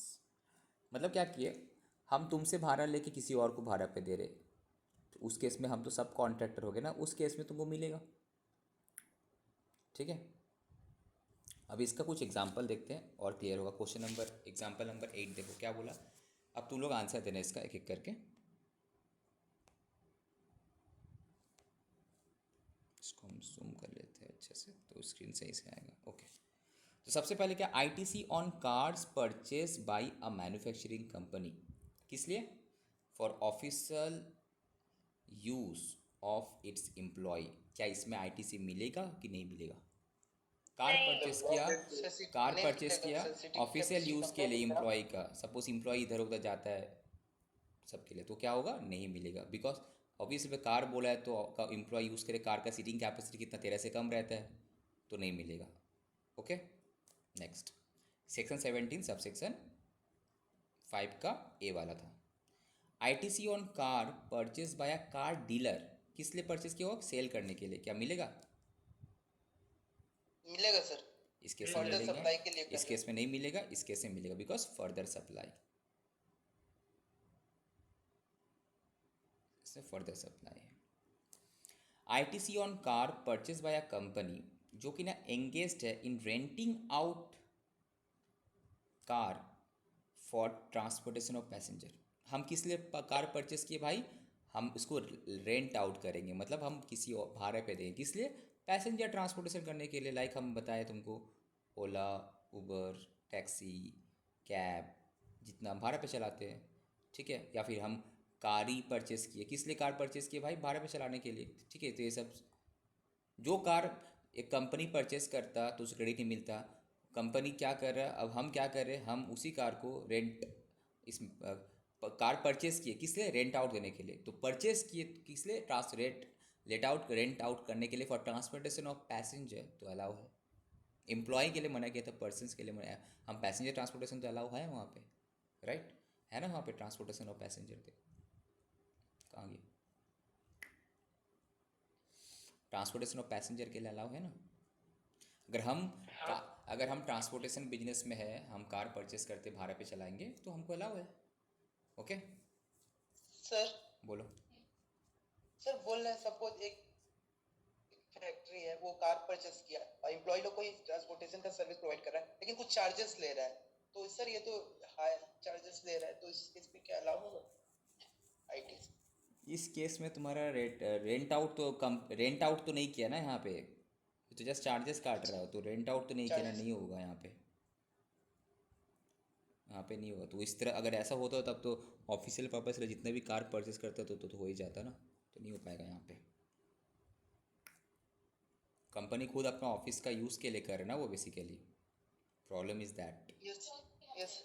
Official use हो जा रहा है ना, वहाँ पे नहीं हो पाएगा। Next, ITC on car purchase by car driving school, तो यहाँ तो मिलना चाहिए बिकॉज ट्रेनिंग अलाउ था, ठीक है, ट्रेनिंग के लिए हम परचेस किए हैं, ट्रेनिंग देने के लिए, तो वहाँ पे अलाउ है। इसको zoom कर लेते हैं। ठीक है, नेक्स्ट, आईटीसी ऑन बसेस जिसका सीटिंग कैपेसिटी कितना है, 24% है, तो चाहे कोई भी परचेस करे आईटीसी मिलेगा कि नहीं मिलेगा, मिलेगा सर। ऑब्वियसली बिजनेस पर्पज के लिए परचेस कर रहे होंगे तो मिलेगा। परचेज बाय कंपनी किस लिए, for transportation of employees, passenger, देखो passenger is different, employee is different. Passenger मतलब हम किसी और को भाड़ा पे दिए, that is he is my passenger, हम अपना एम्प्लॉय को दे रहे हैं, ट्रांसपोर्टेशन ऑफ एम्प्लॉय तो अलग चीज़, transportation of employee and transportation of passenger is two different thing. अगर अपना कंपनी फैसिलिटी दे रहा है तो ट्रांसपोर्टेशन एम्प्लॉय हो गया अपना कार, अब किसी और से लेके दे रहा है तो ट्रांसपोर्टेशन ऑफ पैसेंजर हो गया, ठीक है। Now transportation of employ from there this, तो यहाँ पे बस है ना भाई, मोटर व्हीकल तो नहीं है, मोटर व्हीकल सीटिंग कैपेसिटी कितना, 13 से कम बोला था, तो यहाँ पे 24 है तो अलाउ होगा यहाँ पे। 13। Okay, now yes truck sir. Purchase किया, ट्रक तो सर ऐसे भी अलाउ होगा बिकॉज ट्रांसपोर्टेशन ऑफ क्या है, गुड्स है। मना क्या था, ट्रांसपोर्टेशन ऑफ पर्सनस के लिए अगर मोटर व्हीकल परचेस किए, गुड्स के लिए परचेस करने से तो मना नहीं किया है, correct. ITC on aircraft purchase bye manufacturing company for official use of इस सीईओ, देखो बहुत सारा कंपनी में सबका प्राइवेट जेट प्लेन रहता है, प्राइवेट जेट रहता ही है, तो एयरक्राफ्ट परचेज किया तो उसका आईटीसी मिलेगा कि नहीं मिलेगा, नहीं मिलेगा सर। अगर आईटीसी फर्दर सप्लाई के लिए करता तो मिलता, सॉरी अगर एयरक्राफ्ट फर्दर सप्लाई के लिए परचेस करता तो मिलता, ट्रेनिंग के लिए भी करता तो मिलता, बट यहाँ पे यूज़ के लिए, ऑफिशियल यूज़ के लिए कर रहा है तो नहीं मिलेगा, ठीक है। ITC on aircraft purchase by an aviation school जो कि ना ट्रेनिंग देता है, तो यहाँ पे तो अलाउ होगा। ITC on yes general sir. Insurance, insurance करा रहे किस चीज़ का, कार का ऊपर, used by employees of a manufacturing company for official purpose, क्या अलाउ होगा? नो। अगर ये कार का परचेस कर किया था जब, तो उसका आईटीसी अलाउ नहीं किया था, तो उसी कार का ऊपर तुम अगर सर्विसिंग कराओगे, रिपेयर कराओगे, तो उसका भी आईटीसी नहीं मिलेगा। ओके। दूसरा, ITC on maintenance and repair services. हम कार का मेंटेनेंस या रिपेयर सर्विस करा रहे, तो सिंपल सा चीज़ लॉजिक ये लगाना है, अगर परचेज में इसका मिलता तो मिलेगा, अगर नहीं मिलता तो नहीं मिलेगा। तो कौन सा सिचुएशन में परचेज से मिलता है हमको पता है, कौन सा? Further supply, transportation of passenger, transportation of goods, या फिर मोर देन 13 व्हीकल्स वाला केसेस, या फिर ट्रेनिंग वाला केसेस में। Now avail by a company for a truck के लिए, तो ट्रक तो ठीक है यार, ट्रक अगर परचेस करता तो मिलता, तो उसका मेंटेनेंस में भी मिलना चाहिए, right? Because transportation of goods है। आईटीसी ऑन जनरल इंश्योरेंस करवाया किस चीज़ का? On cars manufactured by a car manufacturing company. एक car manufacturing company car manufacture कर रहा है, ऑब्वियसली वह कार मैन्युफैक्चर कर रहा है, मेरा कार बेसिकली क्या स्टॉक है, तो मेरा स्टॉक है, हम इंश्योरेंस नहीं कराएंगे तो कैसे रिक्स हो जाएगा ना यार, अगर आग लग गया, कुछ हो गया इंसिडेंट, तो नुकसान हो जाएगा, तो इंश्योरेंस करवाया है, हर कंपनी अपने स्टॉक के ऊपर करवाता है, तो इस केस में तो अलाउ है ही, राइट? अच्छा एग्जाम्पल है। तो बेसिकली तुमको वहाँ वहीं से पढ़ना मेरे ख्याल से सही लगता है। इसका तो तुमको इसको बस अलग से यहाँ से पढ़ लेना, बाकी जो है ना डायरेक्ट 17(5)(b) से पढ़ लेना, इसको अलग से पढ़ने की ज़रूरत नहीं है, इसको यहाँ से पढ़ने का कोई ज़रूरत नहीं है, कोई ज़रूरत नहीं है, direct you read it from here. अच्छा लिखा हुआ है यहाँ पे, कहाँ गया? यहाँ, ठीक है। मोटर व्हीकल्स वाला, वेसल्स एयरक्राफ्ट वाला, एंड ये तुम्हारा जनरल इंश्योरेंस वाला।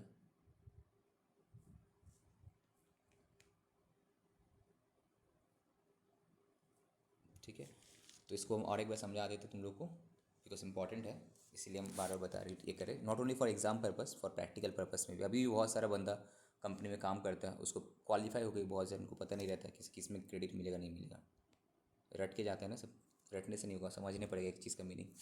नाउ बोला क्या? Motor vehicles, the word motor vehicles, यहाँ पे मोटर व्हीकल का डेफिनेशन हम लोग देखें कौन सा, कुछ कुछ टू व्हीलर्स वगैरह यहाँ पे काउंट ही नहीं होगा तुम्हारा। Motor vehicles for transportation of persons बोला है, दैट इज़, यहीं पे करो, इफ़ गुड्स है then ITC allow, fine. Having capacity not more than 13, that is if greater than 13 है तो अलाउ, लाइक बस वगैरह। इसका एक्सेप्शन कब कब मिल जाएगा? फर्दर सप्लाई मिल जाएगा, ट्रांसपोर्टेशन ऑफ पैसेंजर मिल जाएगा, that is transportation of passenger मतलब क्या बोलो? परचेस किया फॉर रेंटिंग या फिर लीजिंग या फिर हायरिंग फॉर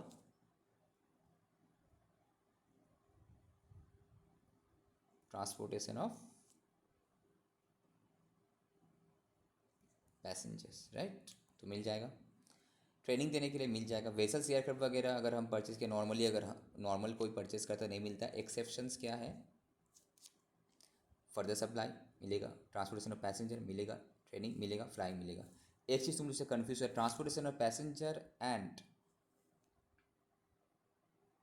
एम्प्लॉय का ट्रांसपोर्टेशन, दो चीज़ डिफरेंट है।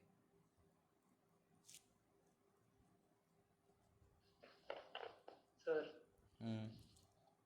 बोल रहे थे कि ये जैसे ट्रांसपोर्टेशन ऑफ पैसेंजर बता रहे हैं, तो उसमें ओला उबर लेंगे, क्योंकि इसके अंदर क्या वो कंडीशन मेरे को देखना पड़ेगा 13 से ऊपर है कि नहीं, कि इसमें एक्सेप्शन सबसे पहले मुझे तुमको देखना तो पड़ेगा। हमेशा 13 से ऊपर नीचे वाला देखने पड़ेगा, सबसे पहला चीज़, ठीक है? तो तब 13 से ऊपर है तब तो चिंता ही नहीं है, तुमको ऐसे भी मिल जाएगा यार, 13 से ऊपर है तो ऐसे भी मिलेगा तुमको, 13 से नीचे है तब तुमको चेक करने पड़ेगा किस लिए परचेस करेगा। ओला उबर कंपनी है, अगर ये खुद परचेस कर रहा होगा, ओला उबर कंपनी का नॉर्मली खुद का परचेस नहीं करता, कोई और ही परचेस करता है, आगे नहीं।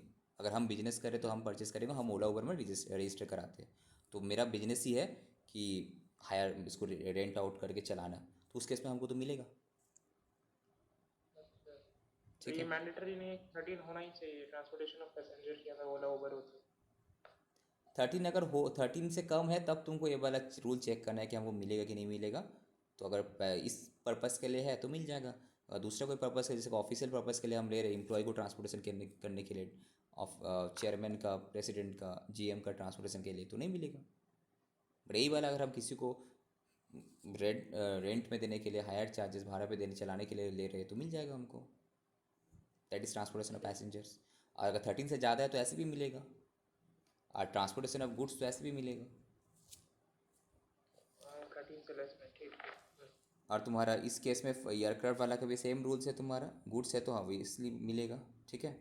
अब बोला कि जो सब आइटम का यहाँ पे बात की, मोटर व्हीकल, वेसल्स, एयरक्राफ्ट, अगर उसको परचेज का टाइम में मिलता तो उसका जनरल इंश्योरेंस में मिलेगा, उसका सर्विसिंग में मिलेगा, उसका रिपेयर भी मिलेगा, मेंटेनेंस का भी मिलेगा। बिकॉज हम अगर इंश्योरेंस ये सब करवाते तो सामने वाला जो सर्विस प्रोवाइडर हम पे जीएसटी चार्ज करेगा, तो हम इस पर्पज़ के लिए होंगे तो उस टाइम जीएसटी मिला था तो इसका भी जीएसटी मिलेगा।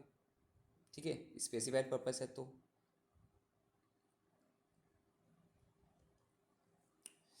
ओके, अब एक्स्ट्रा जो पढ़ना है तुमको ये वाला,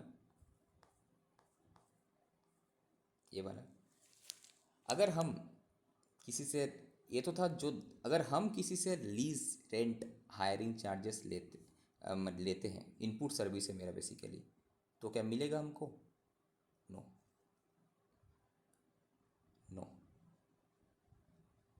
अगर परचेस करते तो मिलता, तो अगर हम लीज़ में लेते तो भी मिलेगा। अगर परचेस करते तो नहीं मिलता, तो इसका लीज़, रेंट तभी नहीं। अगर सपोज़ मेरा ऑफिस का कार है, हम परचेस करते तो मिलता, नहीं मिलता। तो ऑफिशियल एम्प्लॉय का ट्रांसपोर्टेशंस के लिए हम क्या किए, कार भाड़ा लिए, तो तब भी नहीं मिलेगा रेंट। दैट इज़ तुम्हारा कंपनी में जो कार हायरिंग चार्जेस का बिल आता होगा, तो सामने वाला कार वाला अगर जीएसटी में रजिस्टर्ड है तो जीएसटी चार्ज करता होगा, उसको तुमको क्रेडिट नहीं मिलेगा। ठीक है, याद रहे।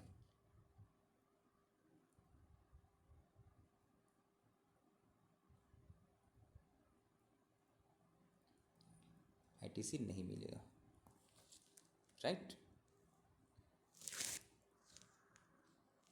चलो नेक्स्ट, इसके एग्जांपल तो देख लिया। अब आ जाते सर फूड बेवरेज वाला, ये सब वाला में आ जाते हैं। तो बेवरेजेस इसमें आ जाते हैं।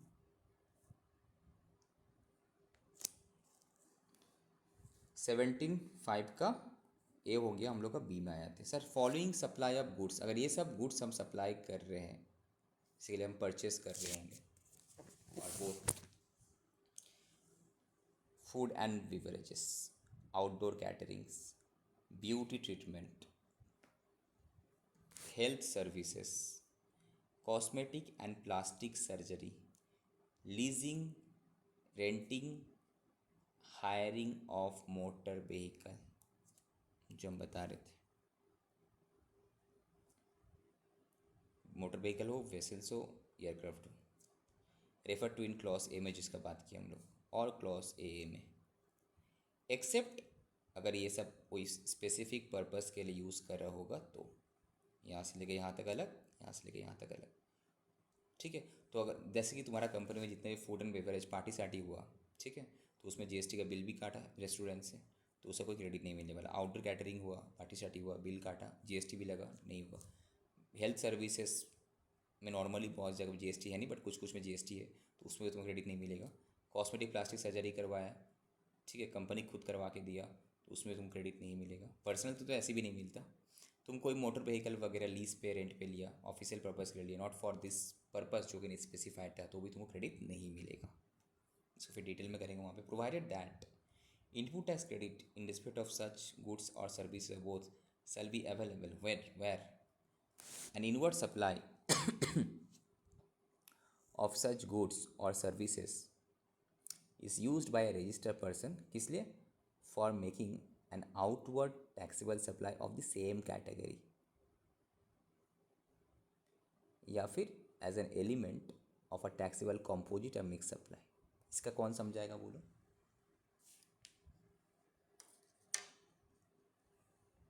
सपोज हम क्या किया, किसी और से कार हायर किए, उसको कार हायर करके हम किसी और को फिर भाड़ा पे दिए। Is it possible? यस। तो नॉर्मली बोलते हैं कि कार हायर चार्जेस, हम जो कार हायर चार्जेस पेमेंट करेंगे सामने वाला फर्स्ट जिससे हम हायर पे लिए, उसमें जीएसटी मिल जाएगा। क्यों? बिकॉज हम जो सर्विस दे रहे वो भी सेम नेचर का है, वो मेरा टैक्सेबल है। तो सेम नेचर का सर्विस है, तो उस केस में तुम्हारा टैक्सेबल कॉमन है, तो उस केस में हमको मिल जाएगा। राइट। सेम बोला कोई इसमें तुमको आईटी से नहीं मिलेगा। मेंबरशिप ऑफ क्लब, हेल्थ या फिटनेस सेंटर में लिया तो जीएसटी चार्ज किया तो तुमको कोई क्रेडिट नहीं मिलने वाला। Travel benefits extend to employees on vacations such as leave, home travel concession वगैरह। तुम घूमने गया, तुम फ्लाइट का टिकट किया, वो किया, उसमें जीएसटी लगा तो वो सब का भी तुमको कुछ जीएसटी का क्रेडिट नहीं मिलेगा। आई मीन वो टिकट जो तुम बिजनेस पर्पज़ के लिए गया था ना, तुम कंपनी में जमा किया होगा उसको, तो कंपनी तो उसको एज ए एक्सपेंडिचर दिखाया होगा, तो उसका जीएसटी का कोई क्रेडिट कंपनी को नहीं मिलेगा। Provided that input tax credit in respect of such goods या फिर सर्विसेज शैल बी अवेलेबल। कब? Where it is obligatory for an employer to provide the same to his employ under any law. अगर कोई law में बोला है कि ये सर्विस देना कंपलसरी है, ये बेनिफिट वो बेनिफिट, तो उस केस में उसका जीएसटी का मिल जाएगा। इसको जब डिटेल में करेंगे अभी हम लोग समझेंगे। ओके, तो अब यहाँ तक हम लोग कर लेते हैं बी नंबर वाला पॉइंट। ये food and beverages, outdoor catering, health and other services. Check करके देखते हैं। तो हेडिंग क्या है हम लोग का कि सर कौन सा सर्विस पे क्रेडिट नहीं मिलेगा और इसका मिलेगा तो एक्सेप्शन क्या है, एंड रिमार्क्स। ठीक है, किसमें नहीं मिलेगा, मिलेगा भी तो sir what is the exceptions, exceptions क्या है उसका, एंड रिमार्क्स।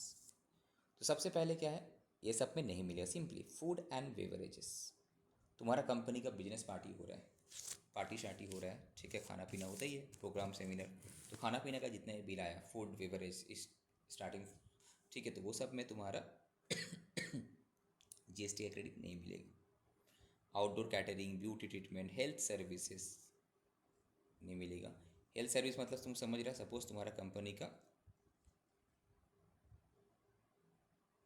हॉस्पिटल होगा, हेल्थ सर्विसेज, इसमें तुम बहुत सारे इक्विपमेंट वगैरह परचेस कर रहा होगा, ठीक है, तो उससे रिलेटेड कोई क्रेडिट वगैरह तुमको नहीं मिलेगा, बिकॉज उसका आउटपुट क्या है, उसका तो आउटपुट तुम्हारा तो है ही नहीं, जीरो है। हेल्थ सर्विसेज क्या एग्जेम्प्ट होता है।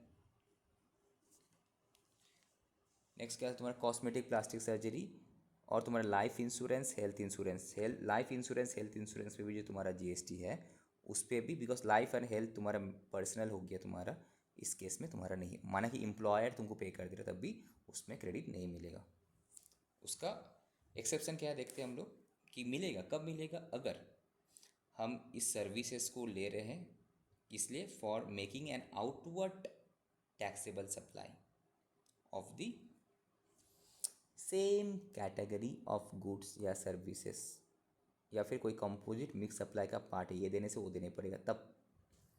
एग्जाम्पल क्या है, हम कोई कॉन्ट्रैक्ट लेके किसी और को कॉन्ट्रैक्ट दे दिए तो पॉसिबल है। नाउ सच, और ये वाला अगर तुम्हारा एक कंपलसरी है एम्प्लॉयर के लिए फैसिलिटी देना कोई इस लॉ के हिसाब से, तो remarks ITC on such goods and और services is allowed in the case of sub contracting, जो हम बता रहे थे सब कॉन्ट्रैक्टिंग वाला केस में आईटीसी अब पॉसिबल है, right. That is when such goods या फिर सर्विसेज, सब कॉन्ट्रैक्ट मतलब क्या, सेम चीज़ को हम किसी और से लेके किसी और को दे रहे, मेरा खुद का नहीं है, मैं बीच में हम एक सब कॉन्ट्रैक्टर है, ठीक है, तो मिल जाएगा सब कॉन्ट्रैक्टिंग वाला केस में।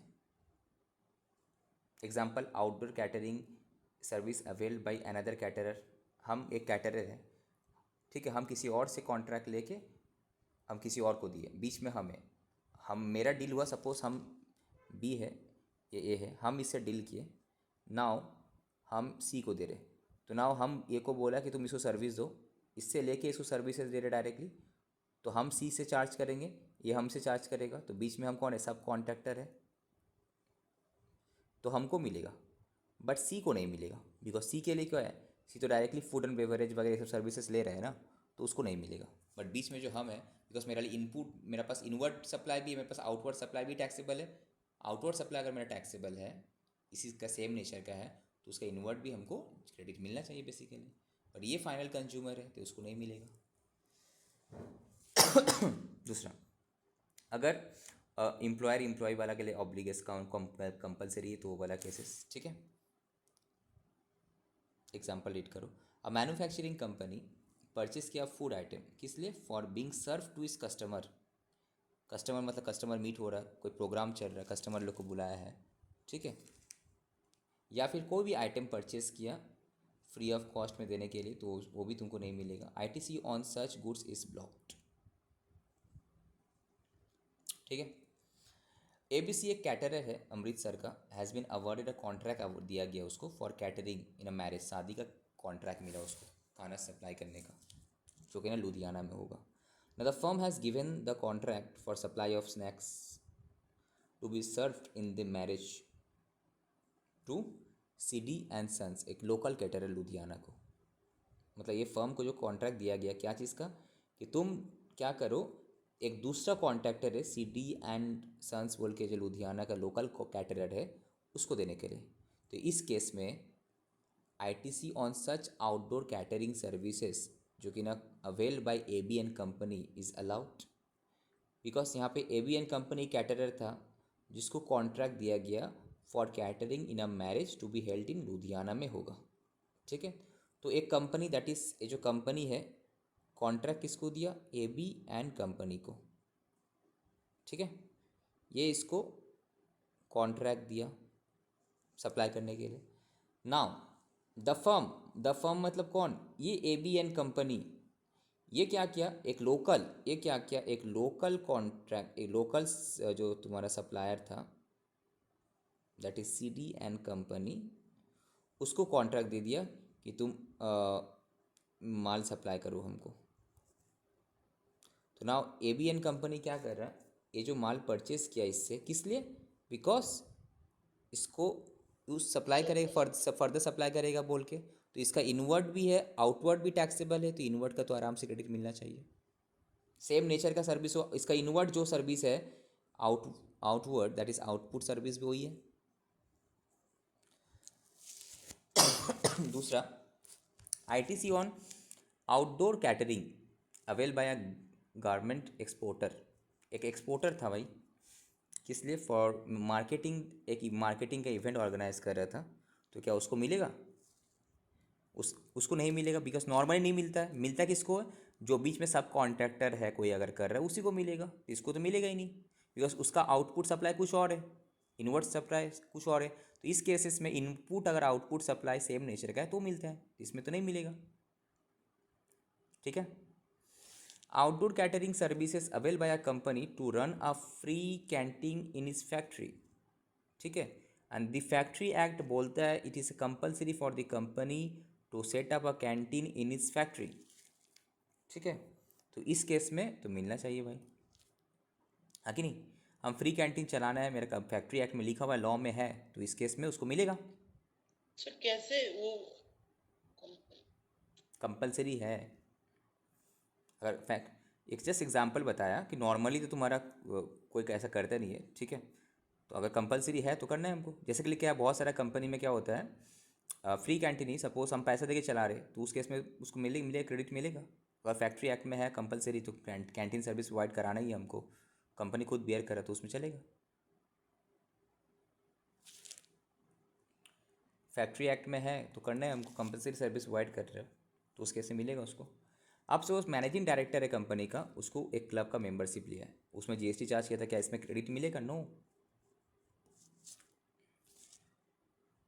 उसके बाद तो membership of club, health fitness centre का, ठीक है, नहीं मिलेगा। अगर ये कंपलसरी होगा तो मिलेगा, कोई ऑब्लिगेशन इसके हिसाब से, नहीं है तो नहीं मिलेगा। सर कंपलसरी केस जैसे बोल दिया जाए कि इन लोग का हेल्थ मेंबरशिप लेना जरूरी है, वैसे हाँ केस में क्या। हाँ, जहाँ पे कोई एक्ट में लिखा हुआ कि कंपलसरी है ये वाला अच्छा एक्ट मेंबरशिप, में मेंशन होना हाँ, चाहिए। कोई ऑब्लिगेशन बोला ना, स्टैट्यूटरी ऑब्लिगेशंस, ठीक है, लॉ में अगर मेंशन है तो होगा। अब ट्रैवल बेनिफिट्स, ट्रैवलिंग का बेनिफिट देता है ना कंपनी एम्प्लॉय लोग को, जिसको हम लोग बोलते हैं लीव ट्रैवल कंसेशंस वगैरह। तो उस केस में क्या होता है, जब घूम कर आता है एम्प्लॉई तो फिर वो बिल सबमिट करता है कंपनी में, कंपनी उसको रीइंबर्स कर देता है। तो इस केस में अल्टीमेटली कंपनी का तो खर्चा है, तो कंपनी उसका क्रेडिट नहीं ले पाएगा। बट अगर ये बोलता है कि अगर स्टैट्यूटरी ऑब्लिगेशन से देना ही है उसको से मिलेगा, तो क्वेश्चन डायरेक्ट तुमको बता देगा सिंपली। तो यहाँ पे सपोज ए कंपनी अवेल किया services of travel agency for organizing a free vacation for his top performing employees, तो ITC block.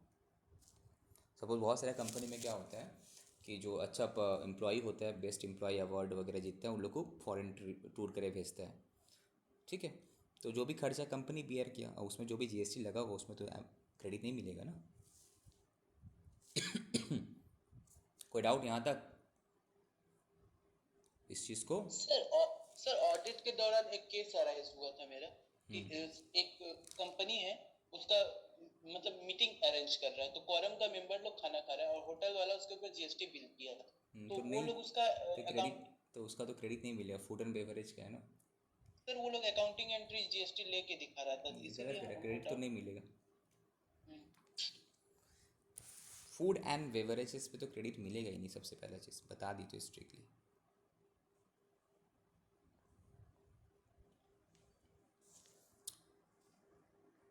Works contract service for construction of immovable property, important है practically.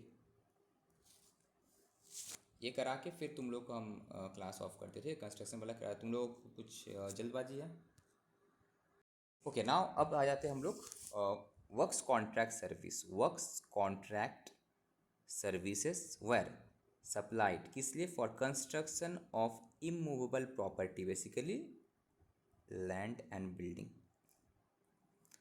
Other than plant and machinery. Plant and machinery से related अगर होगा तो तुमको मिल जाएगा, but land and building, suppose corporate office बन रहा है या फिर जस्ट एम्प्लॉय लोग का एक ऑफिस बन रहा है, तो प्लांट में से नहीं, कुछ भी एक infrastructure but land and building type का बन रहा है, तो उसमें तुम कंस्ट्रक्शन सर्विसेज किसी से लिया है, कोई कॉन्ट्रैक्टर अब तुम्हारा काम कर रहा है, ठीक है, कंस्ट्रक्शन का, तो वो तो तुमको बिल चार्ज करेगा ही।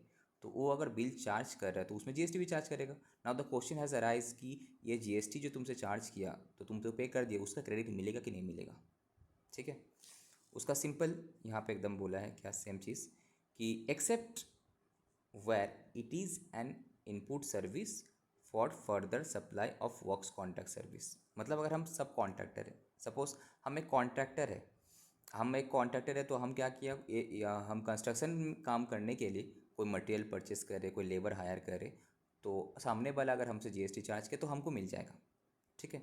बट अगर हम किसी कंपनी का कर रहे हैं, सपोज मेरा कंपनी में बिल्डिंग का रिपेयर मेंटेनेंस हो रहा है या फिर एक बिल्डिंग बन रहा है, तो उसमें जो भी कंस्ट्रक्शन का काम हो रहा होगा, ठीक है, उसमें तुम्हारा क्रेडिट हमको नहीं मिलेगा। बट इसको अगर डिटेल में हम लोग एनालिसिस करेंगे, यहाँ पे डेफिनेशन से देखेंगे तो तुमको समझ में आएगा कि सर यहाँ पे सिंपली ये बोलने मांग रहा है, अगर कंस्ट्रक्शन सर्विस है, अगर हम अब इस खर्चा को कैपिटलाइज किए होंगे, एज एन एक्सपेंडिचर नहीं, एज एन एसेट दिखाए होंगे, तब जाके इसका आईटीसी नहीं मिलेगा। बट अगर हम इसको एज ए एक्सपेंडिचर चार्ज करते तो हमको इसका आईटीसी मिल जाएगा। तो यहाँ पे देखना नेक्स्ट पॉइंट में, goods and services have A both receive by a taxable person for construction of immovable property other than this plant machinery on is own account. मैंने खुद से वो कर रहा है, ओन अकाउंट मतलब कोई कॉन्ट्रैक्टर से नहीं, हम खुद से कर रहे हैं, मेरा कंपनी खुद से बिल्डिंग बनवा रहा है, मटेरियल भी खुद ले रहा है, सर्विस खुद ले रहा है, including when such goods and services are used in the course of furtherance of business. अब मेरा ही कुछ मटेरियल है, सपोज हम, मेरा स्टील कंपनी, हम टीएमटी बेचते हैं, अब हमको कुछ कंस्ट्रक्शन भी करना है, तो हम अपने ही टीएमटी को क्या किया, अपना ही लैंड एंड इमूवेबल प्रॉपर्टी बनाने में यूज़ किया, तो उस केस में क्या होगा, क्रेडिट मिलेगा कि नहीं मिलेगा? तो सिंपली बोलता है कि क्रेडिट नहीं मिलेगा। एक्सप्लेनेशन बोलता है कंस्ट्रक्शन का डेफिनेशन क्या है। Construction means reconstructions, renovations, additions. अब तुम यहाँ पे मज़ा आएगा, देखो अभी तक तुमको पढ़ के लगा सर कंस्ट्रक्शन सर्विस है तो तुमको क्रेडिट नहीं मिलना चाहिए, सिंपली तुमको यही लगा होगा सर कंस्ट्रक्शन सर्विस है तो क्रेडिट नहीं मिलना चाहिए। बट जब तुम इसका डेफिनेशन पढ़ेगा, व्हाट इज कंस्ट्रक्शन, तो construction means reconstruction, renovations, addition, alteration या फिर repair to the extent focus capitalisations. मतलब क्या बोलने मांग रहा है, अगर हम कैपिटलाइज किए हैं तो उसको कंस्ट्रक्शन नेचर का जॉब होगा, अदरवाइज रिपेयर मेंटेनेंस है। दैट इज इफ दो सिनेरियो होगा, इफ कैपिटलाइज्ड, जो भी खर्च हुआ हम उसको कैपिटलाइज कर दिए, asset account debit to bank किए, तो no ITC. If not capitalised, हम कैपिटलाइज नहीं किए नॉर्मल रिपेयर मेंटेनेंस जॉब था तो आईटीसी मिल जाएगा भाई, सिंपली। अंडरस्टैंड? Yes sir. तो नॉर्मली सब मतलब बोलता है इसमें कि सर कंस्ट्रक्शन में नहीं मिलता, नहीं मिलता। ओके, नहीं मिलता है, फाइन। बट अगर तुम उस बिल्डिंग जो बना रहे हो उसको कैपिटलाइज कर रहे हो तो तुमको ऑब्वियसली बातें नहीं मिलेगा। बट अगर कैपिटलाइज नहीं करे, नॉर्मल ऑब्वियसली अकाउंटिंग प्रिंसिपल के हिसाब से कैपिटल में अगर जाता है, पीपीई में फॉल करता है डेफिनेशन में, तो कैपिटलाइज करेंगे तो आईटीसी नहीं मिलेगा। अगर नॉर्मल रिपेयर मेंटेनेंस है, जरा सा कहीं टूट गया, कलर कर रही है, करो, नॉर्मल रिपेयर मेंटेनेंस का काम है, तो वहाँ पे तो रेवेन्यू नेचर एक्सपेंडिचर है, तो वहाँ पे हमको आईटीसी मिल जाएगा। ठीक है, याद रहे। अरे ये जो भी बोला है इमूवेबल प्रॉपर्टी को बोला, प्लांट एंड मशीनरीज अगर है तो मिल जाएगा। अब कभी कभी प्रैक्टिकल क्वेश्चन आता है, सपोज एक प्लांट एंड मशीनरी इंस्टॉल करने के लिए हमको सिविल वर्क करने पड़ा, एक फाउंडेशन बनाने पड़ा, बिकॉज उसको ऊपर मशीनरी लगाना है, तो उस केस में हमको मिल जाएगा। ठीक है। सर इस केस में अगर हम कोई मटेरियल मंगा रहे हैं कंस्ट्रक्शन के लिए और ट्रांसपोर्टेशन चार्ज सामने वाला पार्टी कर रहा है, हम रिपेयर कैपिटलाइज नहीं कर रहे, तो हम क्या पूरा इनपुट टैक्स क्लेम कर सकते हैं? हाँ, तुम्हारा कैपिटलाइज नहीं करा तो क्रेडिट तुम क्लेम करेगा ना। ट्रांसपोर्टेशन चार्ज को भी इंक्लूड ट्रांसपोर्टेशन कर चार्जेस सकते ऑफ गुड्स तो तुमको क्रेडिट मिलता है, कहाँ मना मना किया है? हैं? गुड्स है ना, गुड्स में तो क्रेडिट मिलता है। तो यस सर। इसका डिटेल्स हम देखो यहाँ पे। अच्छा, दूसरा वाले भी कंस्ट्रक्शन है क्या, देख लेते हैं, एक मिनट। नहीं, अब कंस्ट्रक्शन वाला को समझ लेते हैं हम लोग। कंस्ट्रक्शन वाला अब क्लियर हुआ। प्रैक्टिकली ऑडिट में बहुत पॉइंट आएगा, कंस्ट्रक्शंस को अच्छे से चेक कर लेना। बेसिकली तुम ऑडिट एंगल तुमको ये देखना है कि जितना भी रिपेयर कंस्ट्रक्शन का काम हुआ है इसमें अगर कितना कैपिटलाइज किया, अगर कैपिटलाइज किया हो तो उससे रिलेटेड कोई भी बिल का जीएसटी क्रेडिट नहीं मिलना चाहिए। अगर रिपेयर मेंटेनेंस का काम है जो पीएल में डेबिट हुआ उसका ठीक है, मिल जाएगा, फाइन। सिंपली यहाँ पे बोल रहा क्या कि one major input service ITC on which is block in input service is a construction activity like build office building, factory building etcetera, except in case of person like builder. अगर हम builder खुद है, अगर हम खुद developer है, हम खुद कॉन्ट्रैक्टर है, तो मेरा केस में ठीक है, मेरा तो काम ही है सब मटेरियल खरीदना, सर्विस लेना, देना, तो उस केस में ठीक है, फाइन। बिल्डर को मिल जाएगा, डेवलपर को मिल जाएगा, कॉन्ट्रैक्टर को मिल जाएगा, बट जो क्लाइंट जिसका काम हुआ है उसको नहीं मिलेगा। However ITC is available for routine construction, जो हम बता रहे तुमको, right, routine construction related service like repair, maintenance, renovation, office building, जिसका for which no capitalisation is done. ठीक है, जो पीएल में डायरेक्ट जाता है उसका मिल जाएगा। Thus broadly ITC in respect of construction service is not available, fine, when the expenses are capitalized in the books of accounts, right? Hence it needs to be noted that capitalization of expenses does not depend on whether the taxpayer intends to avail ITC, no, but it depends on the accounting standard. तुम just for ITC claim करने के लिए तुम capitalisation नहीं कर रहा तो गलत हो जाएगा अकाउंटिंग स्टैंडर्ड के हिसाब से, तो अकाउंटिंग स्टैंडर्ड फॉलो कर। ठीक है, इंपॉर्टेंट लाइन है, 12 बता रहे, कन्फ्यूजन क्रिएट होता है कि आईटीसी इज़ अवेलेबल नॉर्मली, कहाँ गए, ITC is available for routine construction like repair maintenance वगैरह वगैरह। ठीक है, नॉट अवेलेबल अगर हम इसको कैपिटलाइज कर दिया तो। ठीक है, आईटीसी अगेन किसको मिल जाएगा, बिल्डर डेवलपर के लिए तो ऑब्वियसली मिलेगा। कैपिटलाइजेशन होना चाहिए एज पर अकाउंटिंग स्टैंडर्ड। यहाँ पे वर्ड यूज़ किया वर्क्स कॉन्ट्रैक्ट। वर्क्स कॉन्ट्रैक्ट का मतलब क्या होता है पता है, जहाँ पे तुम्हारा मटेरियल भी है, मैन पावर सर्विसेज भी है, दोनों है। ठीक है, has been defined in the CGST Act, see definition under this essentially works contract is a composite supply basically रहता है। इट इन्वॉल्विंग बहुत गुड्स भी रहता है एंड सर्विसेज भी रहता है। याद है हम लोग जब कॉम्पोजिट सप्लाई किए थे, कंपोजिट सप्लाई, वहाँ पे वर्क्स कॉन्ट्रैक्ट का डेफिनेशन पढ़े थे। सपोज तुम्हारा अगर कोई कंस्ट्रक्शन, कोई कॉन्ट्रैक्टर है, कोई कॉन्ट्रैक्टर है, तुमको अगर कंस्ट्रक्शन का काम कर रहा है तो मटेरियल भी वो खुद परचेज करता है, लेबर भी वो खुद देता है, हाँ कि नहीं? तो उसमें गुड्स भी है, सर्विसेज भी, दोनों दे रहा है ना वहाँ पे, उसको हम लोग बोलते हैं works contract. And so far as it is related to तुम्हारा movable and confined only to movable property. हाँ, जीएसटी का पर्पज़ के लिए ओनली इमूवेबल प्रॉपर्टी का बात किया है। मीनिंग ऑफ इमूवेबल प्रॉपर्टी तो समझ में आ ही गया होगा, लैंड बिल्डिंग वगैरह। नेक्स्ट एक्सेप्शन है यहाँ पे कुछ कि अंडर अ जीएसटी लॉ कहाँ गया, this ITC on works contract services for construction of immovable property is blocked normally. Exception वहाँ हम लोग देखें कि तुम्हारा क्या है कि अगर इस पर्पज़ के लिए किए होंगे लाइक अ कैपिटलाइजेशन नहीं होगा तो। एक्सेप्शन क्या है, अगर ये तुम्हारा फर्दर सप्लाई के लिए कर रहा है तो क्रेडिट मिलेगा, ठीक है।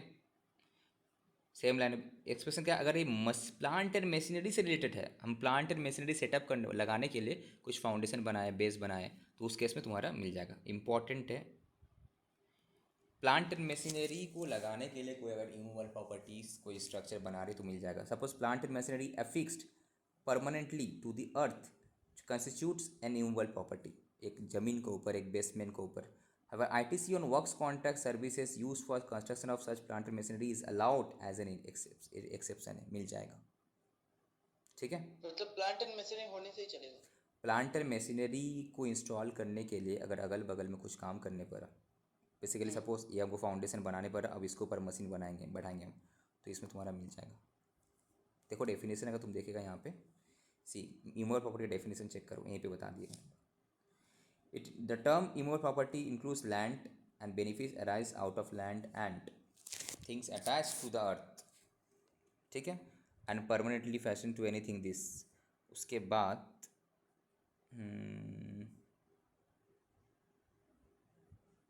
प्लांट मशीनरी वाला यहाँ पे क्यों नहीं दिया, यहाँ पे दिए नहीं, उसको डायरेक्टली यहाँ पे लो डिस्क्राइब किया है एक्सेप्शन में, एक्सेप्शन में डाल दिया ना, इसीलिए कि इमूवेबल प्रॉपर्टी से रिलेटेड अगर है प्लांट मशीनरी का तो तुमको वहाँ पे मिल जाएगा। देखो यहाँ पे उसको डेफिनेशन, बेसिकली कंस्ट्रक्शन का डेफिनेशन जो पढ़ रहे थे यहाँ पे दिया है, यहाँ पे समझाया है, ये रहा। Meaning of plant and machinery इसमें तुमको यहाँ पे दिखा है, इसको रीड करना, इसको read and understand. Construction means तुमको समझ में आ गया to the extent capitalisation, right, to the extent capitalisation किया होगा तो। इफ़ अगर रिपेयरमेंट कैन नॉट कैपिटलाइज तो हमको GST मिल जाएगा, ठीक है। अगर ITC on works contract service avail for such whether it is capitalised which is not capitalised, whether for immovable property हो या फिर मूवेबल प्रॉपर्टी हो, दोनों का मिल जाएगा। नाउ प्लांट एंड मशीनरी का मीनिंग क्या था, नॉर्मली प्लांट एंड मशीनरी का मीनिंग तुमको समझ में आता है, उसके साथ साथ इसको भी घुसा देता है। Plant and machinery means apparatus, equipment and machinery fixed to the earth by foundation structural support that are used for making outward supply of the goods and services, and it includes such foundation and structural support। तो foundation and structural support जिसको ऊपर plant and machinery खड़ा हुआ है तो वो भी तुम्हारा प्लांट एंड मशीनरी का ही डेफिनेशन में फॉल करता है। माने कि दैट मीन्स इसको बनाने के लिए तुमको सिविल वर्क करने पड़ा है, हम तो कैपिटलाइज करेंगे इसको, बट ये प्लांट एंड मशीनरी का हेड में करेंगे, ठीक है। बट एक्सक्लूड करता है क्या कि लैंड, बिल्डिंग, कोई भी अदर कोई सिविल स्ट्रक्चर है, फाउंडेशन छोड़कर, ये सब छोड़ के टेलीकम्युनिकेशन टावर बना रहा है, पाइपलाइन लेड आउट किया फैक्ट्री के बाहर, तो ये सब तुम्हारा प्लांट एंड मशीनरी का पार्ट नहीं है, ये नॉर्मल इमूवेबल प्रॉपर्टीज़ है, तो उसमें ITC तुमको नहीं मिले। Thus ITC on works contract service avail for construction of eligible plant and machinery वही अलाउड है, ठीक है, अदरवाइज तुम्हारा अलाउ नहीं है। That is construction of machine fix to this, ये तुम्हारा फाउंडेशन वाला अलाउ हो जाएगा, पर टेलीकम्युनिकेशन टावर वगैरह अगर तुम बना रहा होगा उसमें अलाउ नहीं होगा। अच्छे से पढ़ लेना, इसका एग्जाम्पल यहीं तक करके हम ख़त्म करते हैं। Example ITC on works contract, works contract मतलब समझ में आया होगा, मटेरियल भी है उसमें, सर्विसेज भी है। ITC on works contract, ITC on works contract, ITC on works contract services availed bye a software company, एक सॉफ्टवेयर कंपनी वर्क्स कॉन्ट्रैक्ट लिया, किस लिए, बिल्डिंग बनाना है उसको, ऑफिस का, तो ब्लॉक नहीं मिलेगा। प्लांट मशीनरी से अब एज्यूमिंग कि ये कैपिटलाइज कर रहा होगा ऑब्वियसली, ठीक है, क्वेश्चन साइलेंट है तो मतलब कैपिटलाइज कर रहा है। एक कंपनी है, एक वर्क्स कॉन्ट्रैक्टर है नोएडा का, उसको अवार्ड कॉन्ट्रैक्ट मिला था कॉमर्शियल कम्प्लेक्स बनाने के लिए लखनऊ में। सो उसके लिए वो क्या किया, एक दूसरा फर्म से सर्विसेज लिया, एक कॉन्ट्रैक्टर लोकल वर्क्स कॉन्ट्रैक्ट लिया, तो उस केस में जो सर्विसेज लिया उसका मिल जाएगा, राइट, सब कॉन्ट्रैक्ट है, सब कॉन्ट्रैक्ट को तो मिलेगा। तो ITC on works contract service avail by automobile company, किस लिए, उसको मशीन के लिए फाउंडेशन बनाना था, वहाँ पे तो मिल जाएगा। फाउंडेशन मतलब समझता है बेस, जो जिसको मशीन खड़ा रहता है, foundation base. ITC on works contract services avail by manufacturing company, किस लिए, पाइपलाइन बनाएगा फैक्ट्री का बाहर, तो नहीं मिलेगा, नहीं मिलेगा, ठीक है। A construction firm has avail, but अगर फैक्ट्री के अंदर बनाया तो तब तो मिलेगा। जाएगा। ठीक है, तो यहाँ पे एक चीज़ याद रखना, आउटसाइड फैक्ट्री बोला है, इनसाइड नहीं, इनसाइड मिल जाएगा। A consulting firm has availed services of works contractor for repairing इस office building and company has book such expenditure as an PL account, तो मिलेगा। करेक्ट। स्टार्टिंग में जब जीएसटी आया था नया नया में सबको लगता था कंस्ट्रक्शन है तो नहीं मिलेगा, अरे नहीं यार। तब फिर जब सब हम लोग कंस्ट्रक्शन का डेफिनेशन रीड किया, एक्चुअली हम नया नया जस्ट तब देख रहे थे, इम्प्लीमेंटेशन जब किए थे, तो देखा यार नहीं यहाँ पे तो वर्ड ये बोला है। तब हम बात किया कंसल्टेंट से, तब बोला हाँ सच में अगर कैपिटलाइज करता है तब नहीं मिलेगा, पीएल अकाउंट में जाएगा तो मिल जाएगा, सिंपल। ओके नाउ एक कंपनी टेलीकम्युनिकेशन कंपनी है, ठीक है, वो वर्क्स कॉन्ट्रैक्ट लिया उसका ऑफिस को बिल्डिंग को रिपेयर करने के लिए एंड उसको कैपिटलाइज किया, तो आईटीसी नहीं मिलेगा।